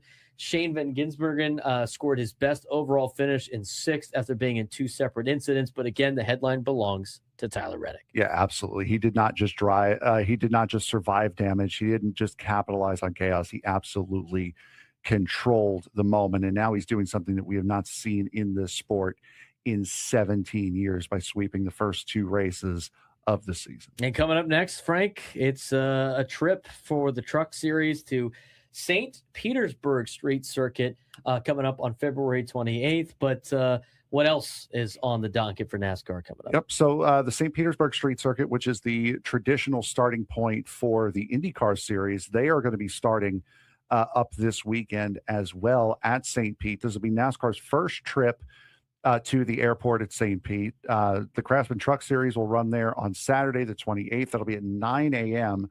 on FS1. The O'Reilly Auto Parts Series will be running at Circuit of the Americas on Saturday, on the same day, Saturday the 28th, at 12 p.m. Pacific time. That will be on the CW. The Cup Series will be the next day, will be Sunday from Circuit of the Americas. That'll be a 12:30 p.m. Pacific time start on Fox. But coming up before that, though, will be the Braden Surprenant show of the week. San Diego FC talk coming your way. We'll get you an update on the Padres game as well. Tied at 1, top of the 6th. As it was a good day for Randy Vasquez. Randy Vasquez, 2 2/3, 2 walks, 4 punch outs. Ron Marinaccio ends up going an inning and a third in relief. He gave up the 1 earned run on 2 hits with a walk and a strikeout. And how about Tristan McKenzie? Good bounce back, Frank. 1 inning, 1 strikeout, 1 walk. Like to see that as some of these guys that are getting opportunities here in these games, and it might get off to a rough start like JP Sears and Tristan McKenzie the first time through. They haven't pitched in a long time. Seeing this improvement is a step in the right direction, as well as the fact that, you know, it's going to take them a little bit of time to put this together. But you like the way you got to like the way Tristan McKenzie bounced back today in his outing. And it wasn't an immediate, it was an immediate bounce back as well. It wasn't like, okay, here 2 starts later, now we're starting to figure it out. No, it was next outing. He's looking like the Tristan McKenzie that we were hoping that we would see. And we'll see what he does if he stays in the game. Yes. As for the Padres, again, a lot of strikeouts out there today. In fact, top of the 5th inning, Song, Campusano, and Bogart struck out. Bogarts actually took a pitch that was called a ball, and the Rockies challenged it, and then it was overturned to lead to the strikeout. What a bunch of jerks. Who uses ABS in spring training? I know, what a bunch of losers, man. Where's our guy Johnny? That's like walking in softball. Who walks on league night? Who challenges in spring training? Come on. What a bunch of weenies, dude. Come on.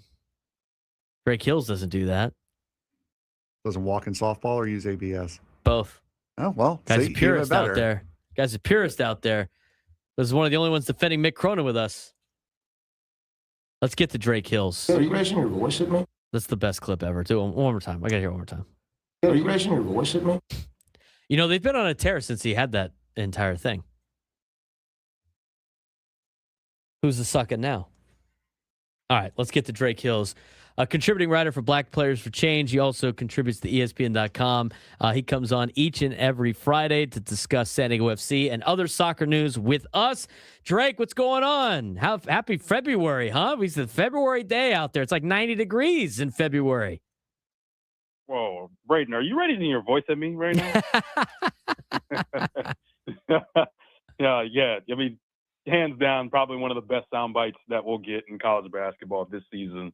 But no, man, it's weird, right? This is middle of the season soccer weather, like not the first couple of weeks of MLS, right? And it's weird. And the weather, I think, obviously, all of that may seem odd, but I do remember things going similarly in terms of the first game of the season going into the second. It wasn't just a year ago where the entire city was on fire because San Diego FC went up to LA Galaxy and said, yeah, last season you guys won MLS Cup. This year is a whole new season. And then there's a new sheriff in the state of California. And obviously, weird again. Who are we going to be seeing? St. Louis. Again, I was at that game last year, home opener.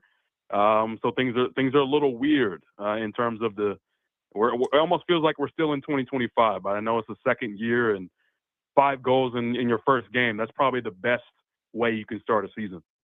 I do want to ask you, Drake, before we dive deeper into San Diego FC, with some of the listed bidders for the San Diego Padres, 2 of them own soccer teams. And to give us kind of the perspective of what the success is for these teams since these owners have taken over, I just wanted to hear your perspective on it. And the couple of entities for you that are bidding on the Padres are members that own teams in European soccer. One of them being Dan Friedkin, who owns AS Roma and had just bought Everton FC, as well as Jose E. Feliciano, who is a co-owner of Chelsea. Just to give perspective, because we kind of talked about it, but not really, but some perspective on how those clubs are internationally and how they've been since some of these owners have taken over. It seems like they've been moving in the right direction, most notably Everton. Yeah, absolutely. We'll get to Everton in a second, but if you, this is for everyone listening to the show right now. If you are a Chelsea fan, you're not allowed to be a Padres fan. Sorry. Todd Bowley is in that ownership group, and we know Todd Bowley equals Dodgers. So you check your books, check the people that you rock with, and make sure your alliances are in the right place. But yeah, so in terms of the multi-sport ownership model, I think it's more so about the marketing of these clubs. Everton is on the brink, or has been on the brink, or historically over the past couple of years, of saying goodbye to what is probably one of the most storied parks, and not only English Premier League, but honestly in Britain and in Europe. So opening a new stadium, I think that it's more so about the growth of the product and finding profit, more so as it is kind of the style in which of the way a club is run. I think that's more so, Feliciano and Bowley, and in terms of how Chelsea is run, it's more so about trusting a CEO and a president that's familiar with the Premier League to do so accordingly. And the same thing goes with Everton. And so I don't think there's going to be much of a, I guess you could call it an English Premier League, influence on what the Padres could potentially look like in the next couple of years. Now, I did read Dennis Lynn's report that the Seiler family is reportedly looking at having the sale as sometime around opening day. So, but I don't think you would see at any point that there'd be some sort of English Premier League influence on the baseball club. I will say though that, depending on whose bid is accepted, I will say if Kudla and Breeze get their bid accepted, I've already seen people talking about how fire the Biori merchandise is going to look, and I think the same thing would go if we see, Feliciano and company, or maybe it's and Bowley, like maybe there's some some cool crossover merch, on a theme night at some point during the next couple of years. But I think that's the extent of it. Yeah, well, the interesting thing for me is the fact that, Friedkin just took over Everton FC, and the latest report, and we just looked this up, so I'm not expecting you to have the knowledge on this, but, he's putting his foot down on trading one of the best players on Everton, and it sounds like they're finally stabilizing money-wise since he bought the team in 2024, which I think is a step in the right direction, is a positive look for Padres fans in the sense of this guy wants to win, and he's acting like he wants to win with the teams that he owns. And then the same thing on the Chelsea side of things. The interesting part is the whole potential, the co-owners of Chelsea owning division rivals in Major League Baseball potentially with that angle. Yeah, I mean, I think that second point is certainly kind of how kind of crazy that is, right? It's yeah. I mean, I think I'm more entertained by that, especially given that we could have some sort of allegiance crossover or alliances really being tested. As far as the Everton model, I mean, they are. We got to think about it. Everton's in Liverpool, and there's that very thick line between Evertonians and Liverpudlians. If you're a red, you're a red. If you're a blue, you're a blue. So certainly, I think the testing of allegiances would be interesting to see if that ownership group gets their bid accepted. We're talking about Drake Hills, who is a contributing writer for Black Players for Change, who also does some reports for ESPN.com. Let's talk about San Diego FC. Obviously, they had a big game last time out. They smoked Montreal, who is not one of the better teams in the MLS last year, but a lot of youth for San Diego FC over the weekend, last weekend. What was your biggest takeaway from the 5-0 victory? Yeah, we talked about it a week ago. Just, as great as, Montreal and veteran back to Montreal's defense and their midfield is, they have Canadian national team members. But the reality is that they just don't have any attacking force. We talked about Owusu up front. He was, really kind of one of the guys that isn't worthy of scoring goals, but they don't really have any help. I think, the way that they play in this kind of 4-2-3-1 diamond in the midfield, I think, Burskov, Godoy, Valakari, they were able to kind of pretty much do what they wanted in transition and play San Diego FC soccer. But my goodness, I mean, you have goals coming at all three levels, right? McVay gets it started. Valakari, who I think, along with Burskov, belongs in the All-Star. I know we're still in February, but these are probably the best midfield tandem, one of the best midfield tandems in the Western Conference, if not MLS. And then, of course, I personally love two parts. Ingvartsen finding the back of the net. I think that's big. I was listening to you guys before the break. Being almost like that new signing, like you said, Braden. I think that's the way Ingvartsen should think about this, like, let alone the rest of us. I think he should think about 2026 as his debut year with San Diego FC. I wasn't too surprised with Pellegrino. He's really showed up and stepped up in replacement of Chucky Lozano. But boy, oh boy, remember the name, Brian Zamble out of Abidjan, Ivory Coast. 18 years old, some days after your 18th birthday, and you're able to score. I mean, that was a beautiful sight, watching him celebrate with the supporters at the back end. And it really a veteran's goal too. Like the way that he was very confident, fake left, dip in right, bottom left corner. Beautiful, beautiful technique. I know it's CF Montreal. They'll probably be in top 3 worst teams in MLS, maybe top 5. But still, to do that, within minutes of debuting, later in the game, and to have that type of decisiveness, it was beautiful from Zamble. Let's talk about the matchup coming up on Sunday, where St. Louis City FC comes in, and they are going to take on San Diego FC. What are some of the challenges that St. Louis brings to San Diego FC?